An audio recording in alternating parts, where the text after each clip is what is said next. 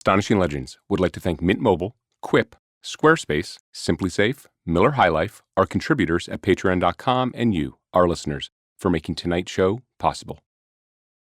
Hi, I'm Richard Hatem, and I'm the reason some of you don't listen to the show anymore.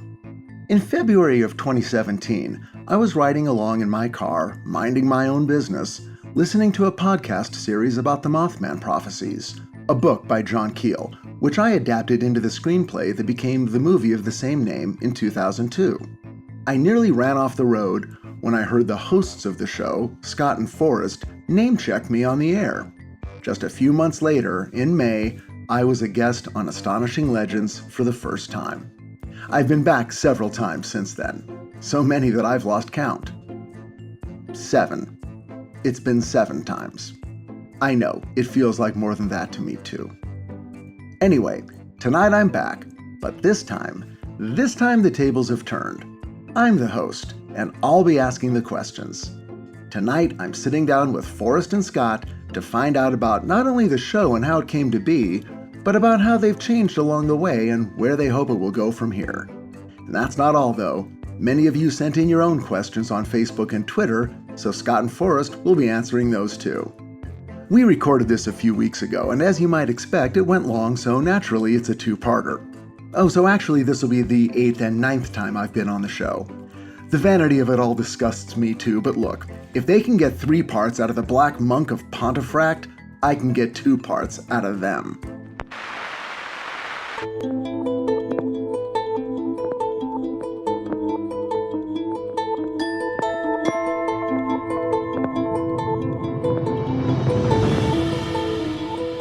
Welcome back to Astonishing Legends. I'm Richard Hatem, and this is Forrest Burgess. I am not now, nor have I ever been, comfortable with the format of, or my comments on, tonight's show.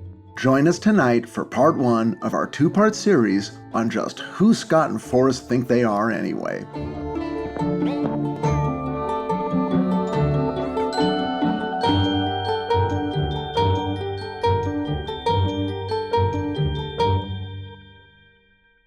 And we're back, sort of. I don't really feel back. We're back. It's weird. Anytime we take a break, it's like we so rarely get them. And I don't mean to sound like I'm whining. I'm actually trying to give some perspective here. Oh, I'm whining. You're whining. Yeah. My thing is like, I don't know what to do with the break. I'm like, oh yeah, here's a day or two where I could do absolutely nothing. And then I'm just like on the couch twiddling my thumbs. And then suddenly I start thinking about what was our next topic?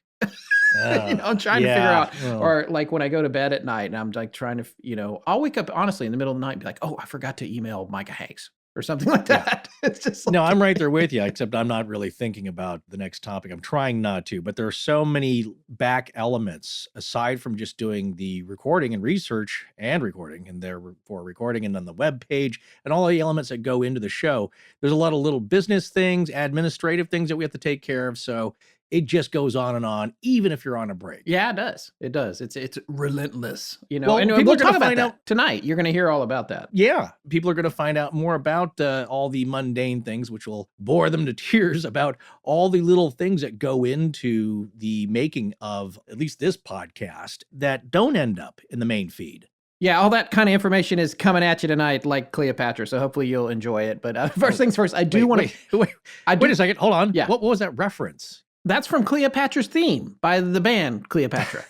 Just forget it. Yeah. Anyway. Yeah, it's vaguely Look familiar, it up, but that was that 2000? When was that? 98. Oh boy. 1998. Oh, okay, well there you go. Here's the first thing I was been trying to get to. We're already burying the lead. We are not smoking in tonight's show. There is smoking in the title. There was some concern about us promoting smoking. We're not smoking. I voted against it because of everything that's going on. Everything's getting canceled. We're going to get canceled because all we do is love to smoke and talk about smoking. In a few minutes, you're going to find out why the show is called that. Don't worry about it.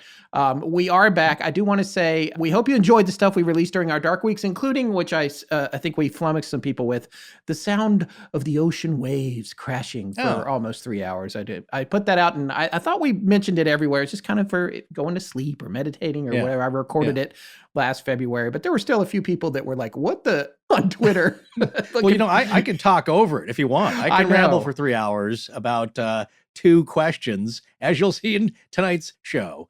I can just go on and on. Also, I am actually looking forward to our RJ Reynolds sponsorship here. Yeah, I don't think that's coming. Cigarettes for children. Yeah.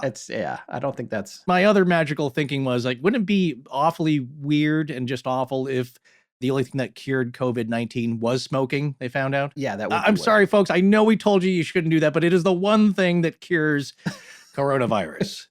So that's up to you. You're going to have to decide which is worse. Sorry, no, forget all that. I was joking, of course. I was joking, of course. And also we released just a few days ago or last week, we released the Hellfire Club bonus stuff that we had recorded for Loftus Hall, but the show was already kind of long. So we wound up, we posted that on Patreon back in April of last year for our patrons, but we thought it'd be something fun to put out in the main feed to keep you guys entertained while we were off these past couple of weeks. Well, you can try to cut out all my tangents and ramblings out of the show. I know you and Sarah do your best, but sooner or later, they are going to hit the main feed. So just give into it. Just give in. Just let it happen.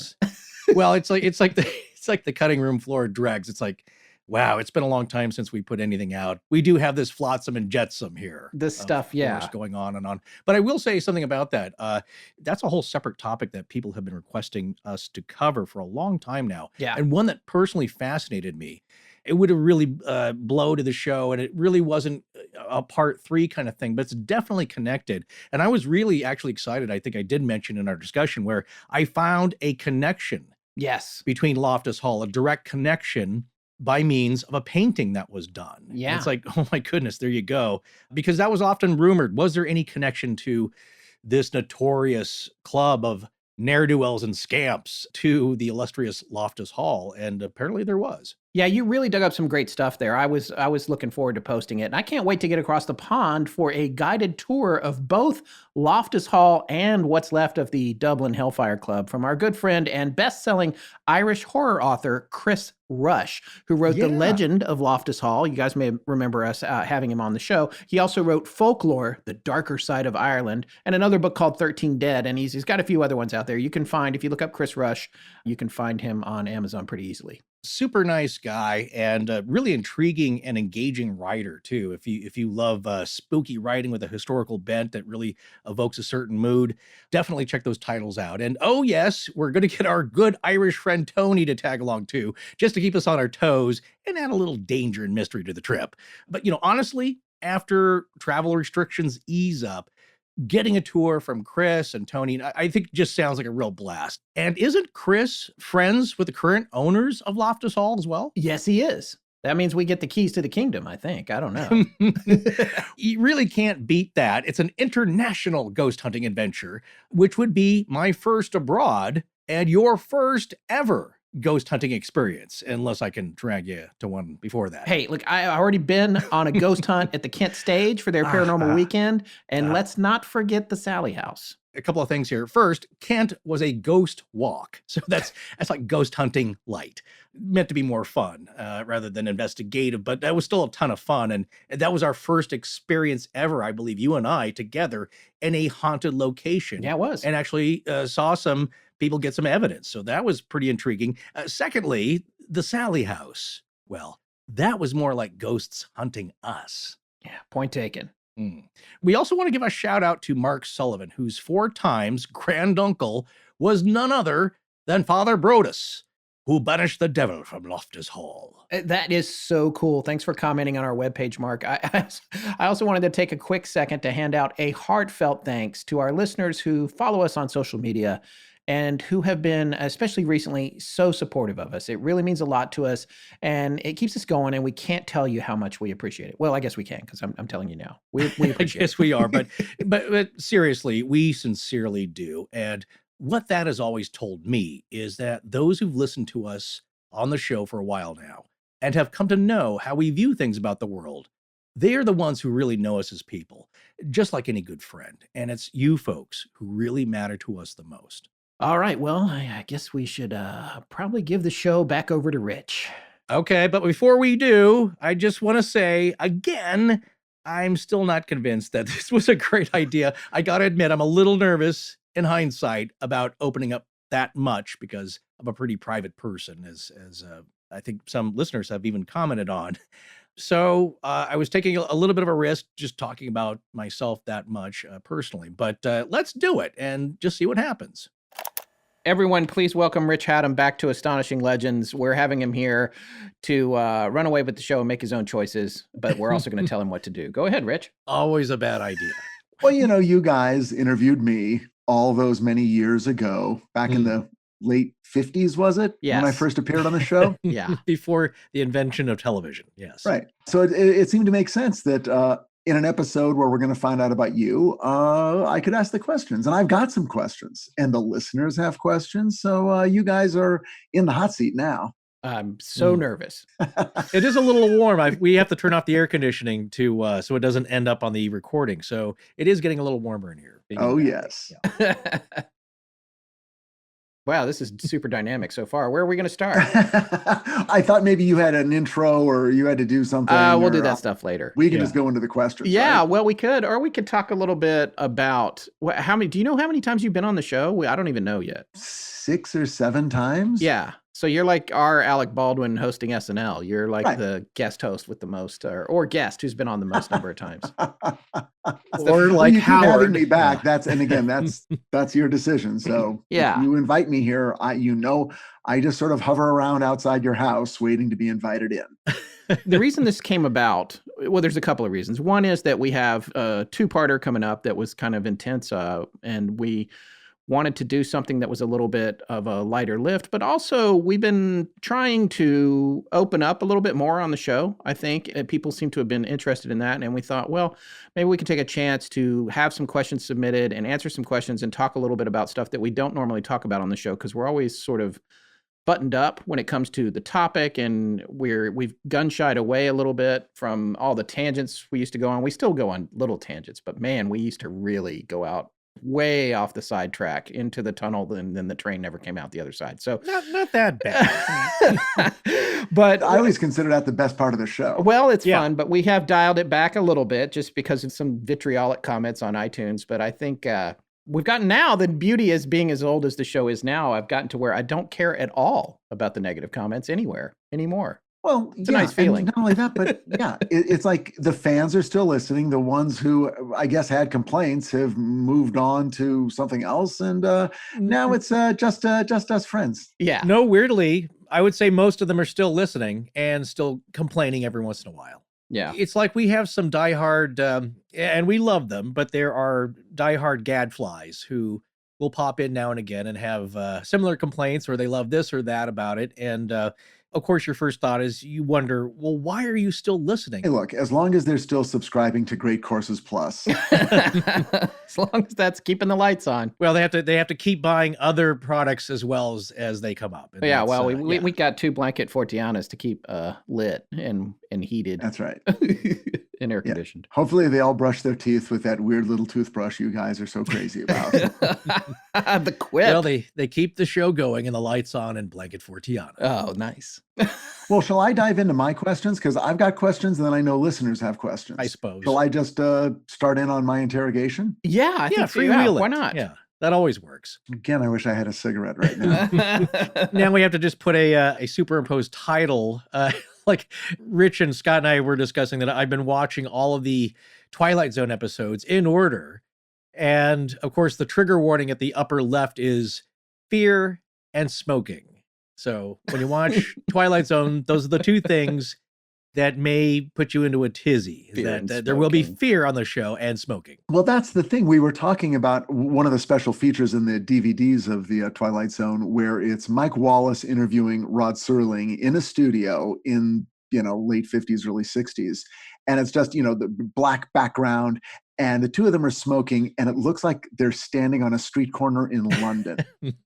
You can barely see them. You forget that's what it was like. But I guess we can't do it that way. We can't. There's no visual. Just picture us all sitting here in a smoke-filled room with half-filled glasses of scotch, and it's 1 a.m. And we're really getting down to it now. All right, here we go. Yeah.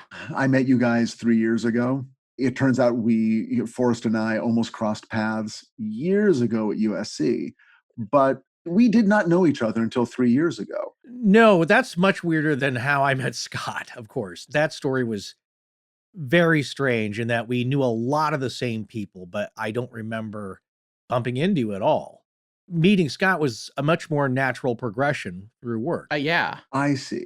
My question actually is, before there was a podcast, did you guys just hang out in diners for hours on end talking about, the Jersey Devil or UFO cases? I mean, were you just like, why are we just talking to each other? People love this stuff. I mean, what led to the idea, and whose idea was it? Who approached the other one and said, look, sit down, I got a crazy idea? We get asked this a lot. If Scott doesn't mind, I'll put in my 2 cents first, and then, go ahead. He can go, because it's all about recollection. And as years pass, and this whole journey for us is not only an examination of all the weird stuff that, as I like to say, is not supposed to happen in the world, but it seems to. And within that is an examination of our own ideas and beliefs, and how that's grown and evolved and expanded and changed over the years. And a lot of that, though, is looking back to how you used to view stuff. And so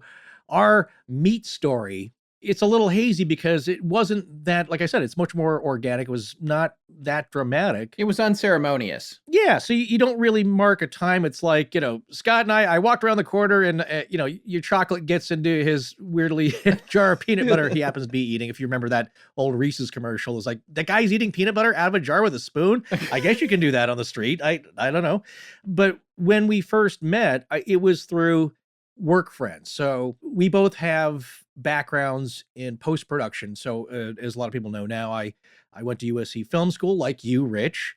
And again, we had a lot of the same friends. We have the same Venn diagram, but our circles did not intersect really. I just don't recall meeting you, but it was a close friend of mine throughout school, and also John Eberhardt, who we did a series on, we'll probably be talking about in one of the questions coming up here. We were all this group of friends at USC in film school, and Rich was a part of that, but more of the writers. So I took critical studies, which is critical analysis and history of film and film critique and all that good stuff, which is an area I didn't know much about. So I was glad to get an exposure to that. Rich was off writing and drafting screenplays, and we never met up. But with Scott, it's like, I guess, so my point is, like, after that, I went into editing film trailers. And Scott we had very similar work beginnings. We both worked in a tape vault at post-production places. The place that I worked at, I managed that a little bit. I learned how to edit video. That was a place that cut trailers, coming attractions for Disney films, mostly live action. When is this? So I left school about 88, 89. I don't even remember exactly. So right after that, you were asked to leave. Well, let me put it this way. I never passed the math proficiency test. I took it like 4 times. It's like, you know what? That's enough. It's the universe saying, like, don't bother with it. 0.0. So not that bad, but I did go through the ceremony. I got the all the fixins, except I didn't actually get the sheepskin, as they call it. So later on, what happened is that 5 or 6 years later, there were so many seniors at USC that never passed officially. So they said, just forget it. Here's your diploma. Just go away. You're clogging our system. So yeah, so the official graduation is probably 5 or 6 years after that. Wait. Yeah. First, I haven't heard this story. And there's a couple things I want to point out real quick. Oh boy. Okay. All right. The first thing is... Okay, now Scott's going to be interviewing Forrest. No. Yeah. Well, like who's interviewing who here? Forrest is a couple years older than me, so that he got out of college before I did. So that work that you did started a few years ahead of me. Yes. But also, are you just saying that you didn't really graduate and then they agreed to give you your degree later because you were an annoyance? It wasn't just me. What is happening? Yes, from I think the notification that the letter they sent out. Because here's the deal. At USC, they have a language proficiency requirement. Back then they did. So this would be, 88, 89. Just to hang on a second. I've got to record this for our HR department because I don't think this was reflected on your application. You're already doing this.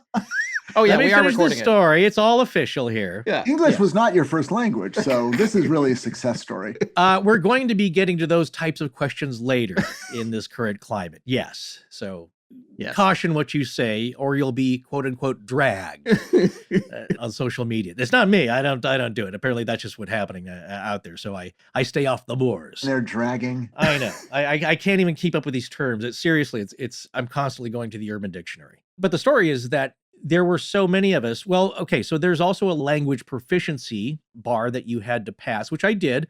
So I took Spanish and did, well enough. I got by that. And math, I hadn't really taken since high school. So I went through, a bunch of years of college. And it's like, oh, you should remember everything. You can see your math problem right there. A bunch of years college. Yeah. Well, nobody, again, we're going far afield here. I'd gone to the University of Washington for a couple of years, got all my undergraduate degrees requirements out of the way, then transferred to USC. Right. So I had the language down already, but I'd not taken any math. And it's like, oh, wait, you have to know high school algebra and all this other stuff to pass the math proficiency exam. And it's like, okay, I can do that. I remember enough. And then I would get like within 1 or 2 points of passing this stupid test a couple of times. You're talking about the one where you would sit there and then once a week you'd have to go to the lab and get on the computer and complete a 10-question test, right? That's the tutelage for passing the exam. They don't care what you did. If you were just a genius, could sit down, do it off the top of your head and pass it. That's it. It's just a one-time test. My senior year, my second semester, like my last semester of school, I had not completed algebra. So high school algebra. So I had to sit there in freshman algebra in senior year. And literally they're just taking you through step by step. Yeah. And I'm like, oh my God, okay, I vaguely remember this. And then once a week, you'd go to this lab where you'd get on a computer, answer 10 questions. You had to get at least 8 of them right. And if you did it, you completed that week's work. And then at the end of the whole thing, they had a final thing with like 50 questions. Was that what you had to do? You did it the long way. You did it the right way, the hard way. I decided to let me just get to the 50 questions. Let me see if I can pass that. Oh, okay, if you could do it, that's fine. If you could study on your own, and bought several of those books. I never cracked those help books. And so the idea here, to make a long story even longer, I got really close a bunch of times. Like, I'm almost there. I can do this just a little, but I was doing it on my own. And so finally, after like the 4th or 5th time, I think the last time I missed it by 1 question. It's like, okay, that's it. To hell with this. I don't need your darn sheepskin diploma hanging on my wall. And also the film industry, we talked about this before, that I think people were glad that I mentioned this because they're going through film school themselves. And it's like, it's not like a regular degree. It's like you get out, it's like, well, what are you going to do now, smart guy? It's like, you don't go to like the film company and start making films as a senior vice president. It's all whatever you do with it. And there's not a job, you've never had a job, I've never had a job where they've even asked if you've completed college, much less where you went to college or how you did in college. They don't give a And then there's people like me who still roll my eyes when somebody says they've got a degree in cinema from USC. Well, Scott, what did you get your degree in? I have a Bachelor of Arts degree in communications. Even worse. Yeah, I studied with an emphasis on radio, television, and film. So could you be less specific? Yeah. Communications. Isn't that like the Diet Coke version of film school? Yeah, probably is. No, I took out a ton of student loans. My parents paid for part of it, and I worked my butt off. Yeah, and that I believe, and still had years of loans after that. But it was expensive then. But what I will say, it's astronomical now. I don't even know how kids are doing it. I mean, but thanks to the Patreon, you'll have those paid off soon. No, you know what? My plan is to encounter the missing 411 phenomenon and just bail and just vanish. Yeah, but when I'm infirm and still owing a lot of debt on everything. So Scott and I have a plan when that happens to take care of all of my unfinished business and also make it an awesome 6-part series. Coming back around to your original question, though, Rich, we hung out off and on, but I wouldn't say we necessarily really sought each other out. We would just coincide at get-togethers with a larger circle of friends. And I do have the distinct memory of sitting down and talking about the kinds of things we're talking about at a bar while like 10 of our other friends are there, from time to time, just kind of rambling on about whatever, Dead Water or the Mary Celeste or something occasionally, but it wasn't like what the show became. But it was enough of a thing that when it came time to do the show, we were both like, yeah, we should do this. Because I can't honestly say that it was any person's idea. I can't say that it was Forrest's idea or my idea. I honestly can't remember. But what I do know is that we were both like, yeah, that seems like a good idea for the two of us. It was a really soft opening, you could say. So, I mean, that's the thing is that after college, and by the way, yes, they just eventually USC, there was like 3,500 students that had never passed the math thing. And we were just clogging the works. They said, just take it and go. Nice. Go do whatever the heck you're going to do. Okay. So I won. I waited them out and I beat USC. I beat the system. I beat the man. So, but the point is that Scott and I both had knowledge of video and a little bit of audio post-production. So we're familiar with media, and I'd grown up around it all my life. My dad, he had his own little advertising concern, and it was always shooting film and shooting still photography. So I grew up knowing that. And I think Scott's right. It was probably at a gathering of some mutual friends, and we all worked in the post-production business around in LA, and we were part of that. Our Venn diagram circles finally met. And here's the thing, though, Rich, is that when you sit down in a group of people, the conversation hits a lull and you say, hey, has anybody ever heard of Black Eyed Kids? And then you hear the record scratch. It's like, what the heck? No. Shut up. Yeah, You're stop. making us uncomfortable. That's exactly the point. You make a lot of people uncomfortable with this. And even within our circle of friends, they're not all that interested. Used to that, right? That's what I'm saying is that you don't bring those things up. And so when you meet somebody, and I can't remember what topic we first started discussing. It's just like, I don't know how it came up, but it could have been something like dead water or the pyramids or just stuff like that. It's like, hey, here's finally somebody who seems kind of cool and he likes talking about this stuff. And we both aren't experts on anything, but we have this quest for knowledge of finding out more. So that leads first to the discussion. And like I said, finding a like mind where you bring something up and people don't roll their eyes. And look, these are our closest friends. And that's what happens. They roll their eyes, or it's just like, hey, anybody here believe in ghosts? It's like, shut up. Shut up, you idiot. Nobody wants to talk about this. Remember when cell phones were a novelty, man? I do. And they're not a novelty now because you can't live without one, it seems. And the monthly cost of living, it's just one of those other costs, like a car payment. You can't do without it. Man, I got my first cell phone with one of the big wireless providers over 25 years ago, and I've honestly hated my monthly bill ever since, as I'm sure most of our listeners do too. Well, they hate theirs, not mine, but yeah. But nowadays, we've discovered there's another option that would give us the same premium service we're used to at a fraction of the cost. We could cut our wireless bills down to just $15 a month and save hundreds of dollars by switching to Mint Mobile. For anyone out there who's looking to save without sacrificing service, switching to Mint Mobile is a no-brainer. And Forrest actually really put Mint Mobile's service and his data plan to the test here recently on his epic ghost hunting trip through the Midwest, right?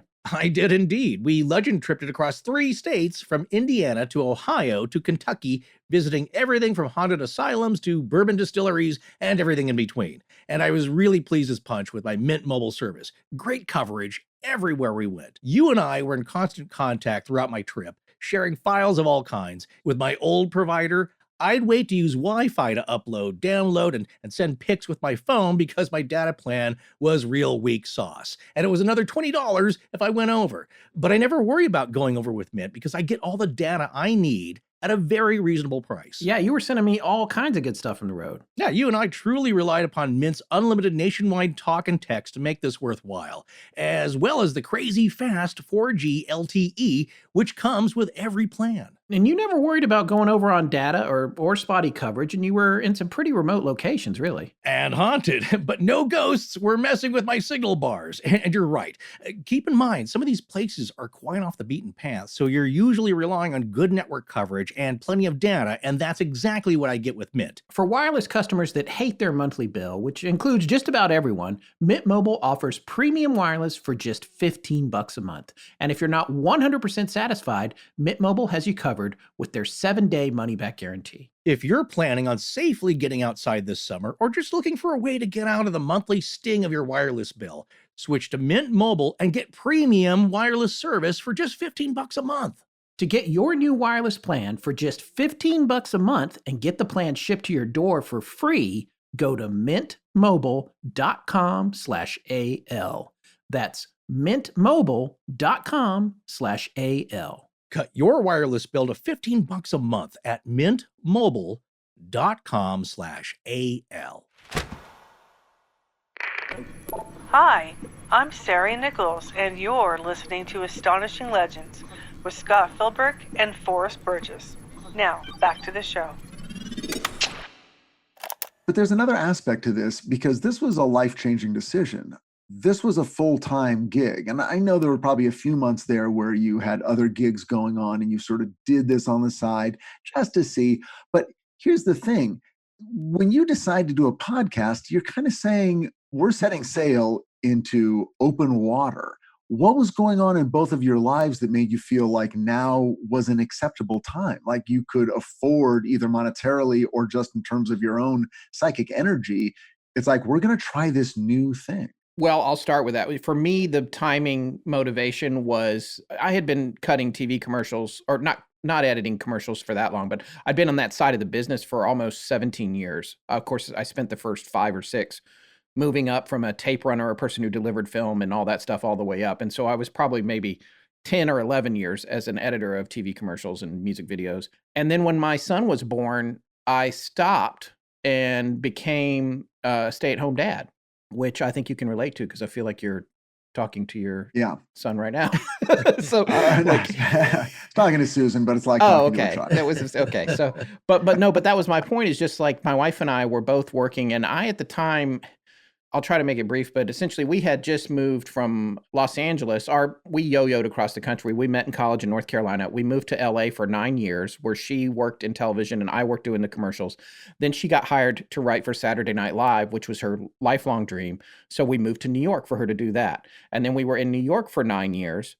And right towards the end of that, our son was born. So we were about to come back to North Carolina at that point, but then Emily, my wife, got invited to come write for Parks and Recreation. And she and Amy Poehler had worked together for a long time at Saturday Night Live. So she was like, you know what? I don't know if I'm ready to go settle down. Let's go back. So we went back to LA. And at this point, our son was about 11 months old. And I had been gone from Los Angeles for 9 years. So my business relied on clients that had all forgotten about me. So I was trying to get back to work, and I was freelancing a little bit, and I was making some work, but the business was collapsing financially because technology was getting so much cheaper and cheaper and cheaper. You used to have to pay $150,000 for edit system, and now they were like $3,000 in a laptop. So rates were going down and all that. So I was making an okay living, but not as good as before. And we had hired a nanny, and everything I was making was going to the nanny. And so then I had talked to my wife, and I said, why don't I just stay home with our son and you can keep working? Does this sound like a good idea? And that's what happened. She was like, no, I'd prefer that anyway. I mean, we had a great care for him for the first couple of years, but then I decided to take over. So I did that.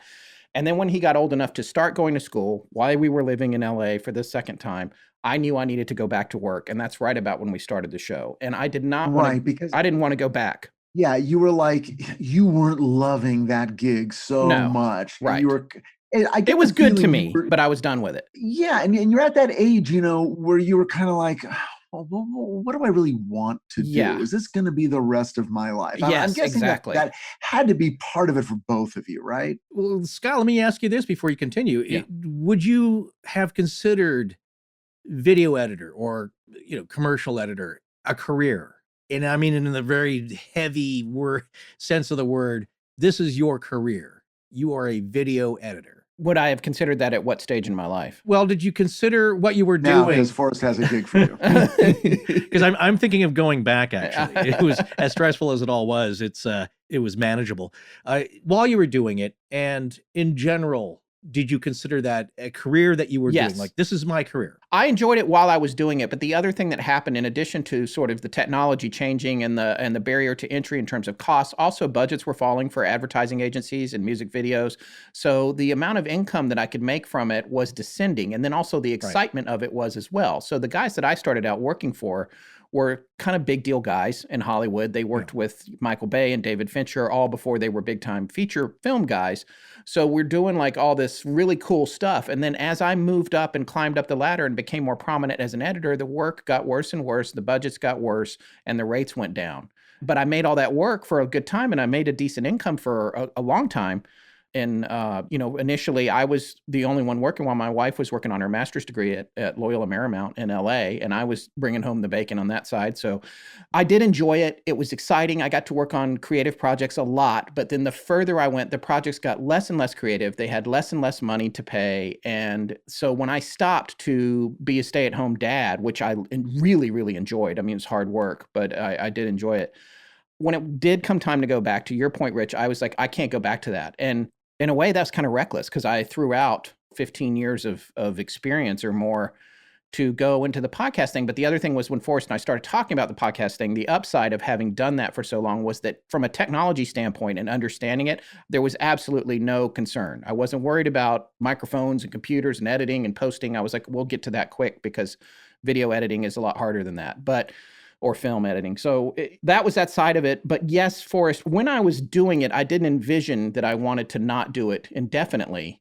But as the business changed, it became a less attractive lifelong career to me, even though I really do like editing and I like editing creative work. Yeah. And I did right before we started the show, I explored branching off because I have friends who have done this, branching off into more creative work. One editor who I'm a huge fan of, Stacy Schroeder, she's a comedy editor.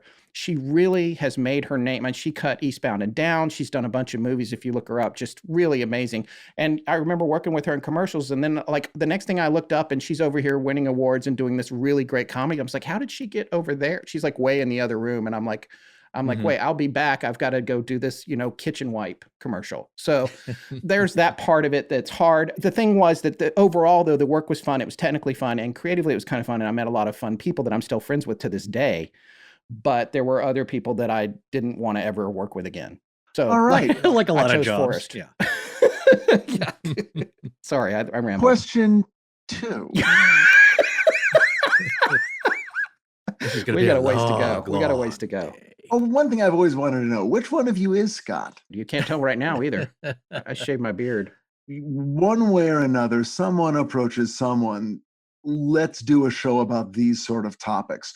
Was the original conception of the show, was it different than what the show is right now? Well, there were some ideas about what it would be, and I have some very profound and poignant thoughts about it.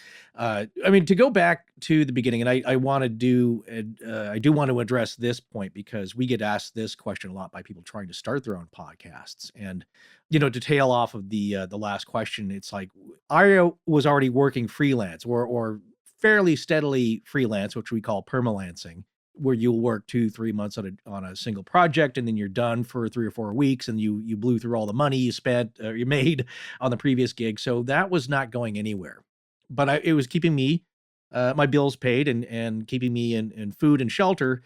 So I was doing it, but it's like, how many more years do I want to keep doing this at this level? Because I never leaned into it, as they say, as Sheryl Sandberg so cleverly put, in inspiring as it is, I never leaned into it. So it's like, this is not a career for me. I mean, I work with some great people, and seriously, in my case, the people were some of the best aspect of doing that job.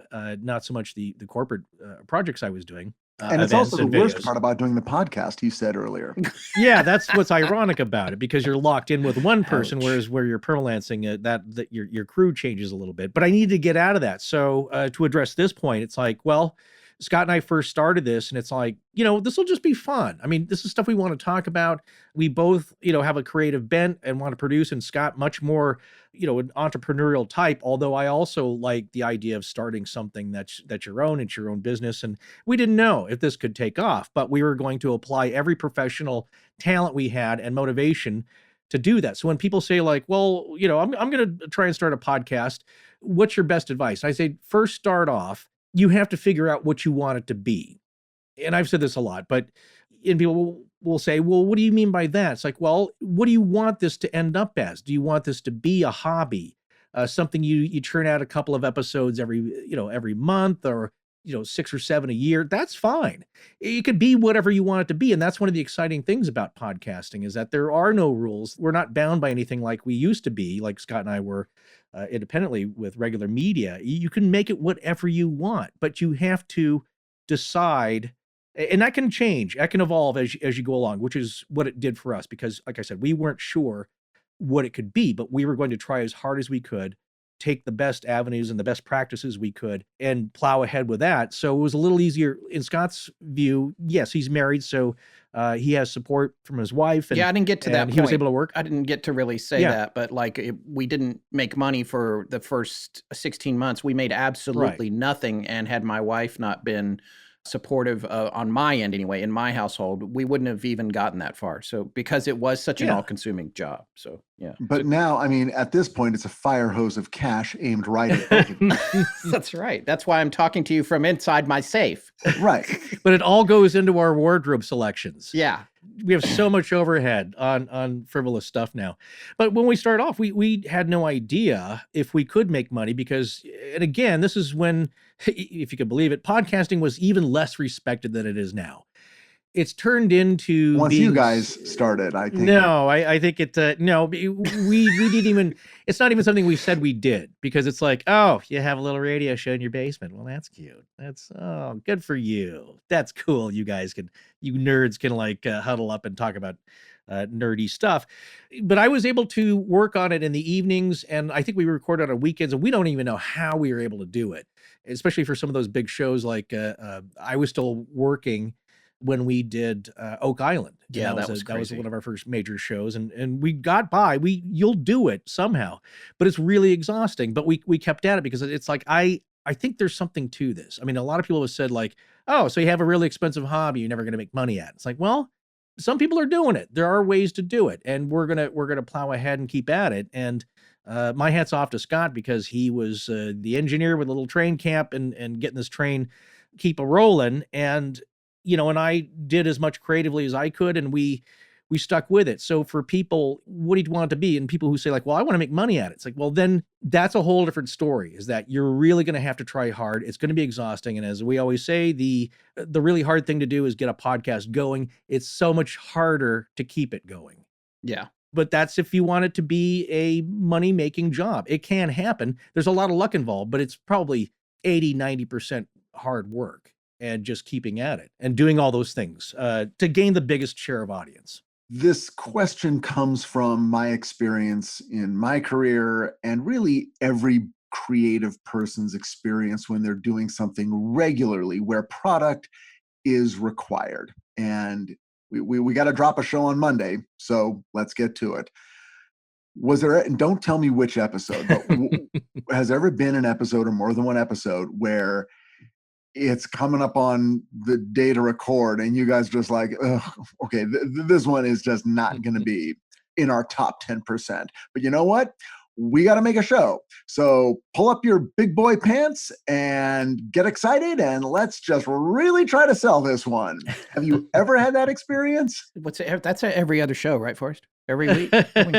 I know we had a couple of disasters that I know. There's like, really? Well, yeah, I think of like, the unaired episodes. No, they aired. Because you know what? The show must go on, which we believe. The show must go on. Yeah. Well, Scott, tell me if you feel this way. I think the opposite usually happens, where every topic that we cover. I'm just saying there's always that panic moment. There's always the panic moment. Even if it might not be the day before, it might be 3 days before, but the panic moment's always in the mix. Well, you're always worried about it. And, just the way, and I think one of the reasons that we've been able to keep going is really our personalities and how we jive. As Scott said, we're different versions of the same persons in certain ways. We both procrastinate. We come at it in slightly different ways, but we get it done, and usually not until the last minute when we're really under the gun. But every topic we've chosen has either come from the listeners or it's something we knew about and want to talk about. And I wouldn't say we choose any of those based on like, well, everyone's clamoring for this, let's do it. We have to be excited a little bit. But when we first start, sometimes you're worried about it. It's like, God, I don't know if there's enough on this. I don't know if this is really going to like mesh together. And then by the time that you get it done, you get into a groove. I think it's Emily Dickinson. I always pull out this quote, but I kind of view it as she says when she was asked, does she like writing, being an author? And she said, I hate writing, but I love having written. So it's like the process is hard. It's taxing. It takes up all of your time, but we love looking back, or at least I do, on subjects that we've covered and saying, I know that pretty well now. Like I got familiar with that and it's interesting. And I think we always try and find interesting things. That's another aspect of it. We get into a topic we thought maybe sounded interesting. It's like, geez, maybe there's nothing here that's mysterious at all. I felt like, I think the first time was maybe Lake Baikal. And it's like, it's fascinating. I think we both saw that mentioned in What on Earth. I think that the satellite mystery show. Yeah. And Scott, said like, what about Lake Baikal? It's like this ancient, like vastly deep lake. It's like, well, that's cool. Is there anything mysterious about it? And you see, you watch the episodes like, oh, these weird rings, and maybe it's gas, and maybe it's stuff bubbling up, and they form on the ice. It's like, well, that's cool. Is that enough? Is that enough for an whole episode?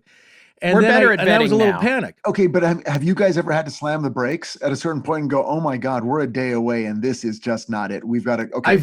I wanted to do that as a joke with Scott, like that day before, like, I can't do this, man. Like we gotta like turn the, well, we gotta we get another sat topic down, going. Forrest, what was the one we sat down for? You always remind me, you're like, you weren't prepared at all. And I even told you I wasn't. And then you kind of carried that one. And I just faked it through. Oh, there's so many. The listeners should have to guess which one that is. You won't be able to tell. Hopefully. This is another thing I want to say, because I remember seeing an iTunes thing where they were criticizing one of us, like, you, Blake, you should just give up because you've lost your heart, man. Like you're just phoning it in. And it's like, there's one thing you have to keep in mind. And I think Scott and I try to remember this. I'm sorry, I never should. Yeah, well, sign your name next time, so at least I know who it's coming from. I just wanted to see if it got a reaction. The iTunes name was The Moth Guy. Yeah, The Moth Guy. Wink, wink. Yeah. Have that guy on again. He was cool. He had passion, man. I like your show, but that guy, he's really good. Yeah. You both lost it, but that was the gist of it. It's just like, you guys have been doing this so long. You're just resting on your sock money, your Bombas sock money. It's like, no, there's another thing that you have to keep in mind. And I try to remember this as well, because we will be so deep in research and outlining and looking at articles and watching shows right before we're going to do. And, yes, there's a lot of goofing off that goes on in between. That's just our nature. Thank goodness, because if Scott was more of a taskmaster, I would have been fired 6 months in. I disagree. After he really noticed, it's like, man, you didn't do anything this weekend? Like, I watched a show. I didn't take notes, but I watched it. We both operate the same way, but we both do our darndest to get it done. There's one thing that's an important aspect. I think a lot of, again, because we had asked this about people wanting to start their own podcasts, is that we get so involved in research and all the other business that leads up to that, plus trying to take care of regular show business during the day and all the time in between those, is that it's also a performance.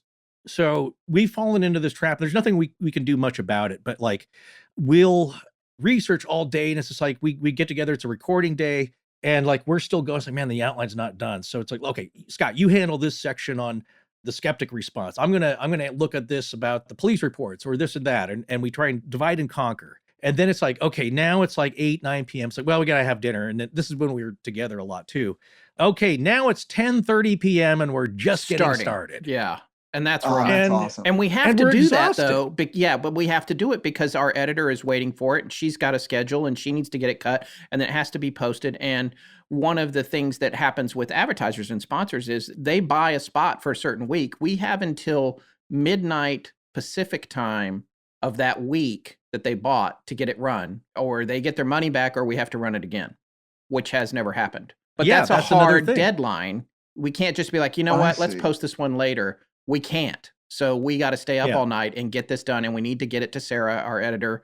God bless her. She's a superhero, To my point earlier, it's just like, if you decide you're going to take on advertisers and try and make a living off of this, or at least some side money, and you have sponsors, you got to stick to that schedule. And I know people, they don't understand that, because if you've never been in a business where you rely on sponsors and marketing schedules, you can't just run it. Because look, the Valentine's Flower Company special, they don't want that running in May. Yeah. That's got to run in February, okay, for Valentine's Day. Get it? So it's got to run at a certain time. And then we've had lots of comments. It's like, you guys, like 4 commercials, 5 commercials, that's too much. Just do 1 commercial.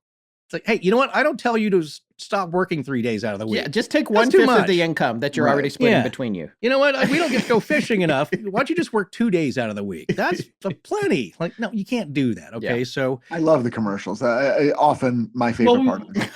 we try to make them entertaining as much as we can and informative, and we really do believe what we're saying. Yes. The point, though, is that when you hear us, sometimes we're really tired. And I got to tell you, when we get on the mic, it's just like, thank goodness Sarah is editing this because we can't speak. I'm stumbling, like I start over and over and over again. It's just not happening. And part of that is that it is a performance. And sometimes you get on the mic and everything's flowing. And sometimes that happens even when you're tired. I remember I think it was part 3 of the Bet Sphere. It was a massive rainstorm. Scott was still here. In LA. Yeah. And it was like, seriously, like we were trying to wrap this up. It was like 1:30 in the morning or 2.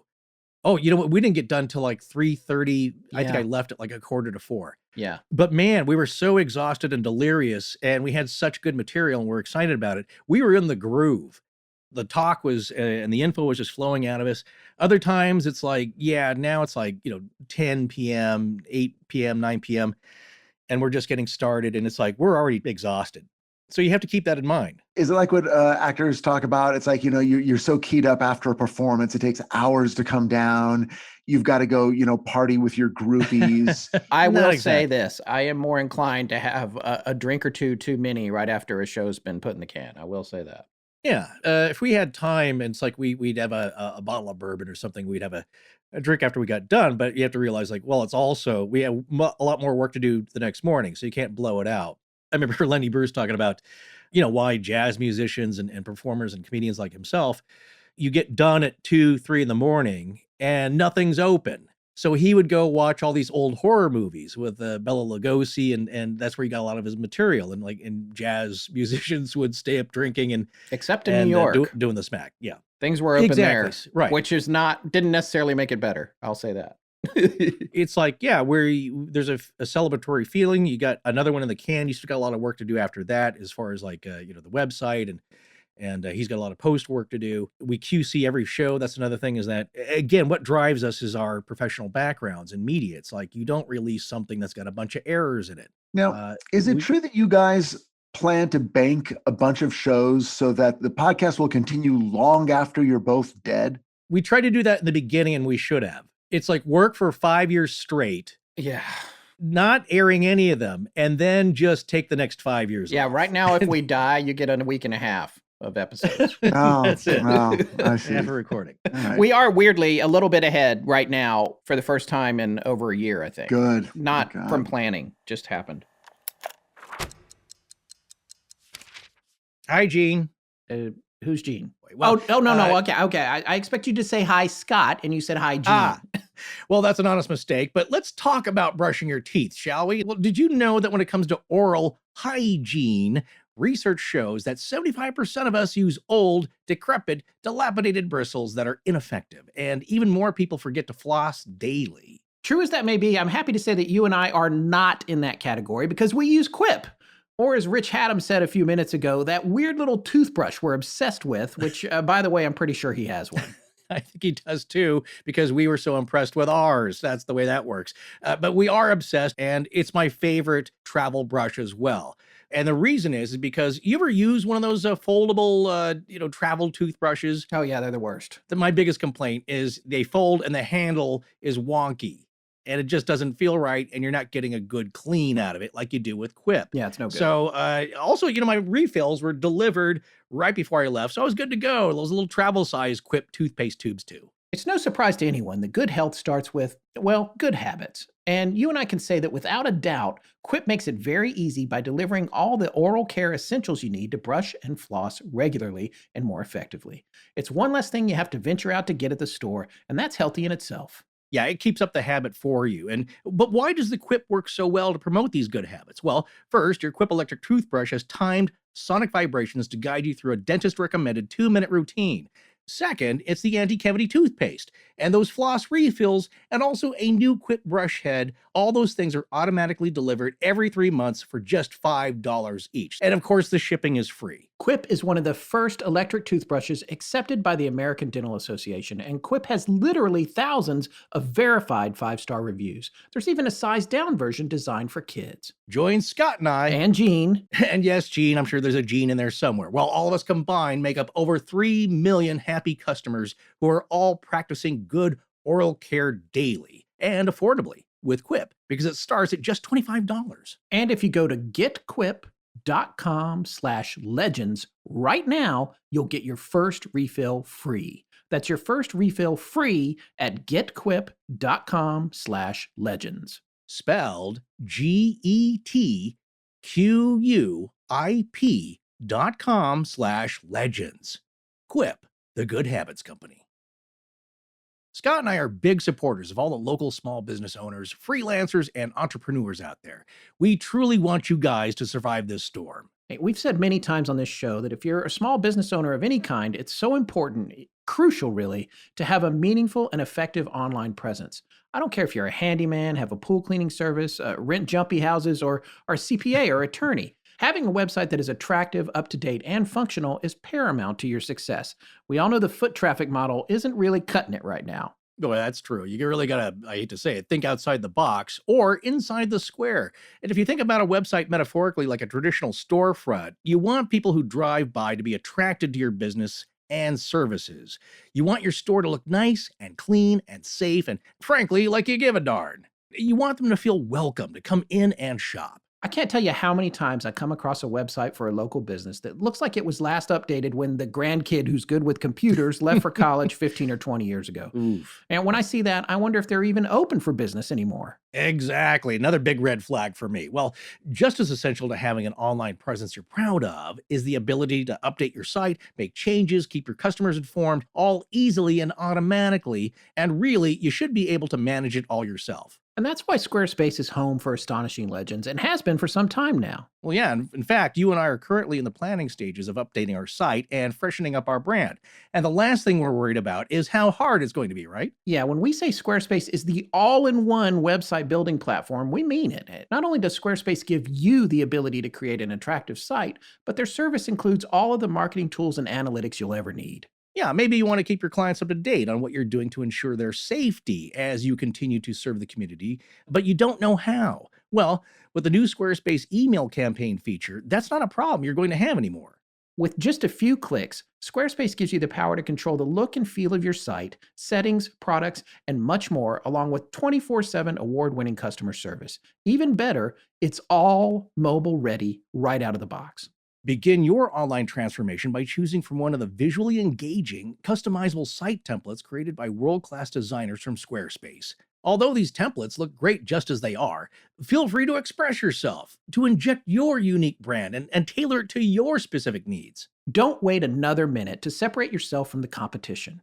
It's time to finally showcase your expertise and talents in the best light possible. Check out squarespace.com/legends for a free trial. And when you're ready to launch, use the offer code LEGENDS to save 10% off your first purchase of a website or domain. Once again, that's squarespace.com/legends for a free trial. And when you're ready to launch, use the offer code LEGENDS to save 10% off your first purchase of a website or domain. This is Kevin Olaf Striewski from Flensburg in Germany. And when I'm not looking for the truth, I listen to Astonishing Legends. Let's get back to the show. Well, let me ask you this, and it's a question I've got. I think a lot of listeners have this question too, because there have been comments that I know that, the three of us have talked about, and you've addressed it a little bit on the show, but some people have said the podcast has moved from critical examinations of the topics you cover to something closer to outright advocacy. There might be some truth to this, but I always got the feeling that it was more of an authentic evolution based on your evolving personal philosophies. Is that closer to what's happening here, or is it happening at all? Do you even agree with this observation? Yes, I've seen some of these comments about my skepticism waning. And I can say, because I was thinking about this today and how I wanted to answer this question, Rich, because you came up with it. And also we had a couple of listeners who submitted questions for us on Facebook and Patreon ask a very similar type of question. And just in terms of me, I can't speak for Forrest, but I know that I was more skeptical in the beginning, but I was never like the diehard debunker. I thought that maybe a higher percentage of the stories were made up or phony. And that in researching it, you would discover that. Yeah, I would discover that. I would discover the weaknesses in that. It would be like an investigator for some court show on TV, and I would just be, aha, there's no way this could have happened. He was talking about a full moon. It was cloudy and rainy that night. By the way, we always look at the weather with the UFO accounts and stuff like that. Right. Or ghost stories, because you want to take all that into account. But what has shocked me is like how many witnesses we've talked to or read about or researched that I have found completely credible in terms of not only their character, but in terms of believing what their experience was. So it shifted my balance. And yeah, I think there's still hoaxers out there. I guess what I've come to realize since we started the show is that hoaxing is a pain in the butt. It takes a lot of work and a lot of dedication. And it's one thing if you're a trust fund baby and you got all this time to go out and prank people and build fake big feet and march around in the woods and then pretend for 20 years that you didn't do it. That's a lot of work. And it's a lot of work to pull it off. Yeah. And not only that, but I think a lot of hoaxers, the point is to eventually reveal the hoax. Therefore, that's the moment you get the credit for it. It's like, okay, for the last, X number of months or years, everyone thought this was real. Guess what? It was me and my buddy. Right. And here's how we did it. And then conversely, you get people that come out and say that they did something that they couldn't have done. So are they just trying to do that for attention? And then the other phenomenon that I thought is really interesting about the stuff that we've covered is these topics where I honestly believe that something happened to the initial experiencer, the person that experienced this thing. But then after that, for whatever reason, and I think it could be different reasons, they wanted to continue to get the attention, or they wanted to continue to convince people that the first thing happened. And then they started kind of lying and fibbing about what happened after that. And I think that's definitely a phenomenon that I never would have had perspective on until we started the show. So like in terms of whether or not skepticism is dead in me, I'm a different person. Yes, I am. Is the Sally House part of that? Yes. Is Skinwalker part of that? The ranch? Yes. But the other thing for me in terms of a programmer, and as Forrest and I say, we're trying to entertain people and tell these stories, is I've gotten bored with that style of skepticism in terms of our show. It's just like, I find the show a lot more fun to do and more personally stimulating if I let go of aggressively investigating or trying to find that gotcha moment of how this thing isn't real. That's a philosophical approach. I mean, there are people who are like, we're discussing this in an effort to explain to you why it isn't real, which is what we already know to be true. So we are going to take cases and we're going to use those cases to illustrate why there is no such thing as whatever the phenomenon happens to be. Right. That's way far to one end. And then way on the other end is just a complete deep dive into anything and everything. I still think you guys are pretty much down the middle. You are able to go, well, okay, that doesn't sound right to me, but okay, let's continue talking about the subject and find out more about it. Our job is not to disprove it or to get you to believe it. It's to be in that middle road somewhere.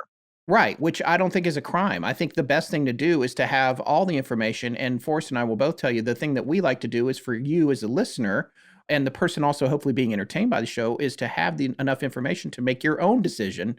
And, we are at the point where we'll tell you what we think at the end of the show. We'll tell you, hey, you know what? This is what I think, X, Y, and Z. But at that point, too, we're also careful to say, this is what I think. We're not telling you what to think. And we're not saying that you're stupid if you don't agree with us. And we're not letting you tell us we're stupid because we believe it went this way. We're just trying to tell a story. And the funny thing about this is, like, we'll both, I think, still call out when something has holes in it. I think I do that more than Forrest does. But when I do it, I feel like he agrees with me if I'm making a good case. But he has a different way of thinking, which I love. That's where there's a perspective that he has that I cannot wrap my head around. I'll never be like him in terms of that, where there's like a fact will come out and you'll say, yeah, but look at the other side of this. It just happened when we did this Lady Wonder show. And there was, he was making a point and I was like, what? I didn't even think of it that way. It's not a 180 on it. It's like a 189. And I'm like, wait, where are we at here? So that's the thing there. And here's the other funny thing, and I'm going to turn it over to Forrest here on this, but like there's an irony here because Forrest, I think, thinks that he hasn't really experienced anything significantly paranormal. And he's like, oh, it's never going to happen to me or whatever. But like, I'm talking about a guy who was with us in the Sally House when we got the DR60 recording. He has captured this insane dancing stick figure in a haunted house on our SLS Connect cam. And he saw a strange but nondescript man walking in front of him at Waverly on a lockdown last year. And so he's like, oh, well, nothing's happened to me. I'm like, dude, it's all over you. It's all over you. It's funny because to me, he's more skeptical of his own experiences than I am of the ones that I've been through. And he's been through more than I have. If I was in a room with that camera, and we could talk about that later or whatever, that SLS Kinect Cam, which like it uses the Kinect Cam from the Xbox and an Android device to look for a figure. Like, I don't even know. We got to get into that. I want to do a whole tech series, but like this thing, he's pointing it at an empty room and it shows a stick figure sitting in a chair and crossing its legs. It's like, dude, I'm out of here. I have a theory about Forrest's perspective. Yeah. And my theory is that Forrest is waiting for something big and indisputable and just a bolt from the blue, an abduction, a near-death experience. He's not going to settle for, well, I think I saw somebody, but he's like, no, I want a story that is going to be an earth shaker. Am I right? Yes. Here's the deal. Shall I showcase my new phrase now? Everything is everything. So that's not only is it connected. Yeah, I actually stole that from Get those coffee mugs ready.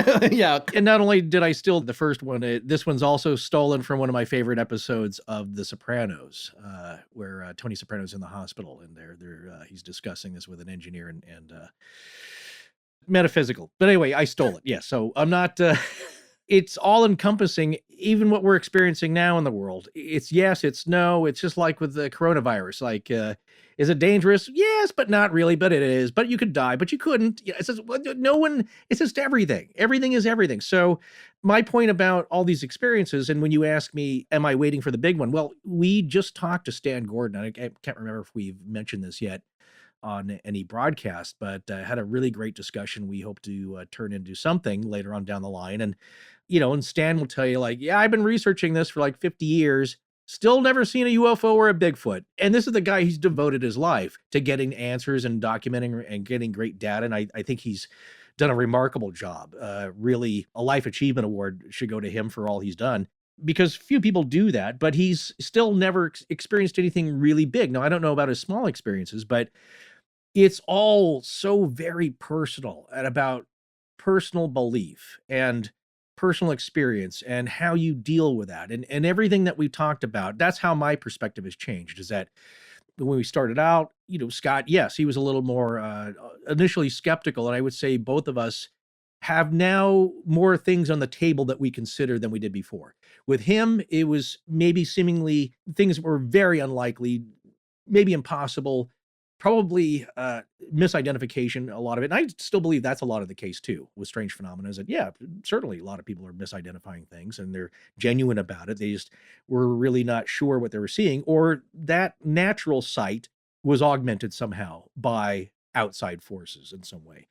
But, his approach was a little different. Mine was that over the years that we've done this, I'm now more knowledgeable about what seems to happen out there that shouldn't happen, and the way that those mechanics work. And not that I have any more answers. It's just that I have more cases I've heard about and talked to more people and researched more stories. And just the big idea that I get is that all of this, as life is to every one of us, is all personal, introspective point of view. And so you could talk to people who are very skeptical, at us, or downright debunkers, and they'll email us and say like, that's such a crock. How can you guys even talk about that? And the fact that we even consider it, to them, now it's out the window, because to them, it's like, it's not even a consideration. Like Bigfoot or UFOs or ghosts, it's all baloney. The fact that you guys won't outright be skeptical and debunk it, to me, says that you guys, like you said, have gone into full-blown advocacy, because to them, just talking about it is ridiculous. And so when we do talk about it, we come at the table more informed. And so for myself, it's like, yeah, for my personal experience, I've had small things, but I've never had that feeling that people describe.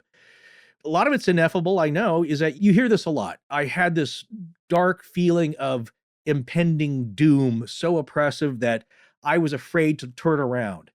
A good friend of mine who lives in London now, he's in law enforcement. And, no nonsense guy, pretty tough dude. And he had that feeling in his own apartment. And then he looked up and there's a shadow dude there. But he had that feeling. It's just like, he knew before he looked up, like, I don't want to look up. There's something bad there. Right. And so I may have seen the shadow, but I've not felt the feeling. Yeah. And you're referring to something, so many of the people you guys talk to and things you've experienced, they're subjective. And the hardcore debunker is looking for objective evidence. They want something solid and material they can bring into a Right. lab, and a subjective personal story counts for nothing. But it makes up so much of the way people experience these things that at a certain point, you can't dismiss it out of hand. Not Right. Right. everyone is lying or crazy. Again, it goes back to being personal, whether you accept what you see as evidence or not. People say like, well, there's no evidence. It's like, well, what do you consider evidence? Again, that's the old thing I've been saying before, is the ghost in the jar. It's like, well, you're not going to get that, but you will get evidence. And it could be a very small thing. I was just thinking about the Delphus ring. There's some trace evidence there, whether it's real or not, or natural or caused by a UFO. You have something left behind that you can look at and examine. In the very smallest sense, that made me think of a guy I know who was shooting an independent film in a haunted house, not known for that, but it was for rent in this very old Victorian house. And he was living there while they were shooting it. So everyone had gone home. He's down in the kitchen, got himself a glass of water. He walks up the stairs and he sets the glass of water down on the balustrade, the newel post, I guess, the top flat part, and he sets it down. And he gets that feeling of like, someone's looking at me. Everyone's gone home. There's no one here. He turns and he looks down the hall. There's no one there. And he gets that chill, that the hair on the back of your neck stands up. He turns around and the glass of water is now down at the bottom of the stairs. And he's like, a flight away. Oh, yeah. He's like, did I leave the glass before I climbed the stairs? No. This is something I want to cover. But here's the thing, Scott, it's something. He's like, no. And that's what I'm saying. You start to doubt yourself. And it happened to me at Waverly. It's like, did I see that guy cross in front of Jim Willis? Like, yeah, I don't know. I mean, he must have. No one else saw it. It's like, what's funny is I thought, his wife Steph had seen it, but apparently later she did not recollect that. I swear someone else chimed in and I saw it. It's like, but now you start to doubt yourself. Well, here's a small instance where he's starting to question himself, like, okay, maybe I did leave the glass, but that doesn't make any sense. I would carry it with me. Why did I go all the way up the stairs to bed and leave the glass of water on the bottom newel post? He looks down at the top of the stairs, the flat part. There's a water ring. There you go. And it's like, okay, to the skeptic, it's like, no, you're tired. You just forgot you left it at the bottom of the stairs. I'm going to tell you what you experienced because there are no ghosts. It's not possible. So you must have left it on the bottom. Well, here you go. Here's a water ring. Now, do you accept that as evidence? Yeah. When is it enough for you? That's exactly right. That is exactly right. At what point does it flip your switch? If that happens and you're 100% convinced a glass has moved 30 feet in 1 second in an impossible way, I think for some people that's too upsetting. Yeah. But I honestly think most people go, yep, that's impossible. All right. Let's go watch an episode of, The Office and go to bed. Yeah. They refuse to see it. And what are you going to do about it? What are you going to do about it? Well, like I said, I'm always curious as to what point, and we just talked about this, with our psychic horse episode and with Jim Hunt earlier about psychics. And of course we keep talking about this psychic horse episode. I'm excited. You will be. Rich, that's another one where I thought, we talked about this in the opening. It's like Scott pitches, it's like, yeah, that's a lot of fun. I'm not sure I've heard about this. Well, we just covered a human psychic. Why not a psychic animal? And especially a lovely, cute little horse. I just thought like, okay, we can cover that one. That'll be a good one-off. And then we'll move along. It sounds like a lot of fun. And then you get into it. It's like, whoa, there's more to this, because she was studied by a husband and wife team of parapsychologists. In fact, the Rhines were one of the first to study it and make some academic inroads at the University of North Carolina. Not UNC, Duke. I'm sorry. Yes. At Duke University. Yeah. And was the guy who coined the phrase extrasensory perception. You got that going for him. So the point is, it's like there was so much more to this, and when you get into it, it's like, wow. I mean, it's still fun. It's still fascinating, but what is going on here? What was this connection? Is this provable? And my point is that you can deny it all you want because that's the safe route. That's what lets you sleep at night. And I understand that. I need to get to sleep. That's why I don't want to see anything in my bedroom. As fun it would be to take a photograph of that and present it on the show, I need to get 8 hours I need to get to sleep. I don't need anything watching me. So this has happened to a couple of people I've known, where a total stranger, no one they've ever met, comes up and says something about that's so deeply personal in their past. That pinned the needle for them. It's like, how could you know this? It's like, well, I see things, or I just got this impression I thought you should know. Or somebody tells you about something without you asking about a missing item that you've been looking for, and you go to the place that they told you and it's there. How does that happen? You just brush that off? Well, you can choose to. That's your choice. If that upsets you, you don't have to believe that. You don't have to get upset about people telling you that story, but a lot of people do. They don't want to hear that. And that's some reaction that I've from the people I'd known who had a person with psychic abilities tell them that. They're like, get out of my face. I don't want to hear that. And then, the person will try again. It's like, look, I know this is hard to believe. I know this is hard to accept, but something is telling me you need to hear this. And at that point, it makes an impression. And like, they don't have all the answers from that either. You just have now opened your mind just a tiny bit more than it was. And maybe that's all the message was. Question 3. It's not really. Don't scare people. We're way past 3. We're at like 5, aren't we? But we're covering a lot of the ideas that are embodied in the set of Rich's questions. Yeah. This is one for both of you guys. Where is the bet sphere right now? Is it at your place, Scott? Wait, can you see it on the Forrest's week? It's on the webcam. It's actually sitting below the microwave. Maybe it's not the best place for it. That's what. Okay, got it. We do know where it is. We do know where it is. Well, so you haven't lost it. We haven't lost it. It's not in our possession. Yeah. Put it this way. It's knowing that we don't know who exactly has it. We've heard a line on it that we tend to believe, but we don't exactly know where. So don't kidnap us. We can't tell you what it is. And secondly, it doesn't work anymore. It's just a big metal ball. Yeah. Might not be the real one. Yeah, but it's cool. Yeah. One day when we have our great on-camera setups here for maybe YouTube or something, it would be such a fun thing to have sitting in the background that's been turned into a clock or a coaster or something. Yeah. I'm going to ask you another question. What's the most moving story you've ever heard from a listener whose life was really affected or maybe even changed by one of your podcasts? Because there's a couple of shows that stand out for me for intensity, personal intensity. But in terms of change, the one at the top would be the episode called Sarah and the Spider Woman, because that's a listener from the UK who contacted us after we did an episode talking about anti-NMDA receptor encephalitis, which I believe we talked about during the Annalise Michel episodes about exorcism and that famous case, which inspired the exorcism of Emily Rose, the movie. We had a guest on, and he had explained about the possibility of this particular encephalitis creating really wicked, serious hallucinations. And that encephalitis is life-threatening. And Sarah contacted us having heard the show. She was a listener, and she heard that episode, and she was currently suffering from that. And none of her doctors could figure it out. And her email to us essentially said that episode saved her life. And so we had her on. We did a show about it. If you haven't heard it, it's called Sarah and the Spider Woman. But to me, that's the thing that shook me most to my core. It's Bigfoot and UFOs. I never thought anybody was going to email us and say, your show saved my life. So that still touches a chord with me, and to answer your question, Rich.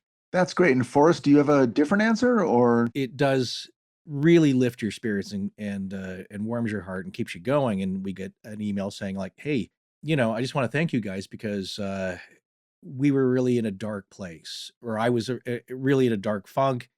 I started listening to your show, and I think we just got an email today like that. We did. Saying just listening to a couple of people that get along with difficult ideas that are interesting and far out and woo-woo and wacky. It's just really just lifted my spirits and given me a touchstone, something to focus on that was outside of my problems. And to the bigger picture, it's like, that's what we hope to be. We're not trying to, like everyone else, hit on all the same notes that you're constantly being hit over the head all the time. Some of those notes do need to be brought to everyone's attention, but it goes back to what I just told you about having that group of friends that are your closest, and nobody wants to really talk about these kinds of subjects.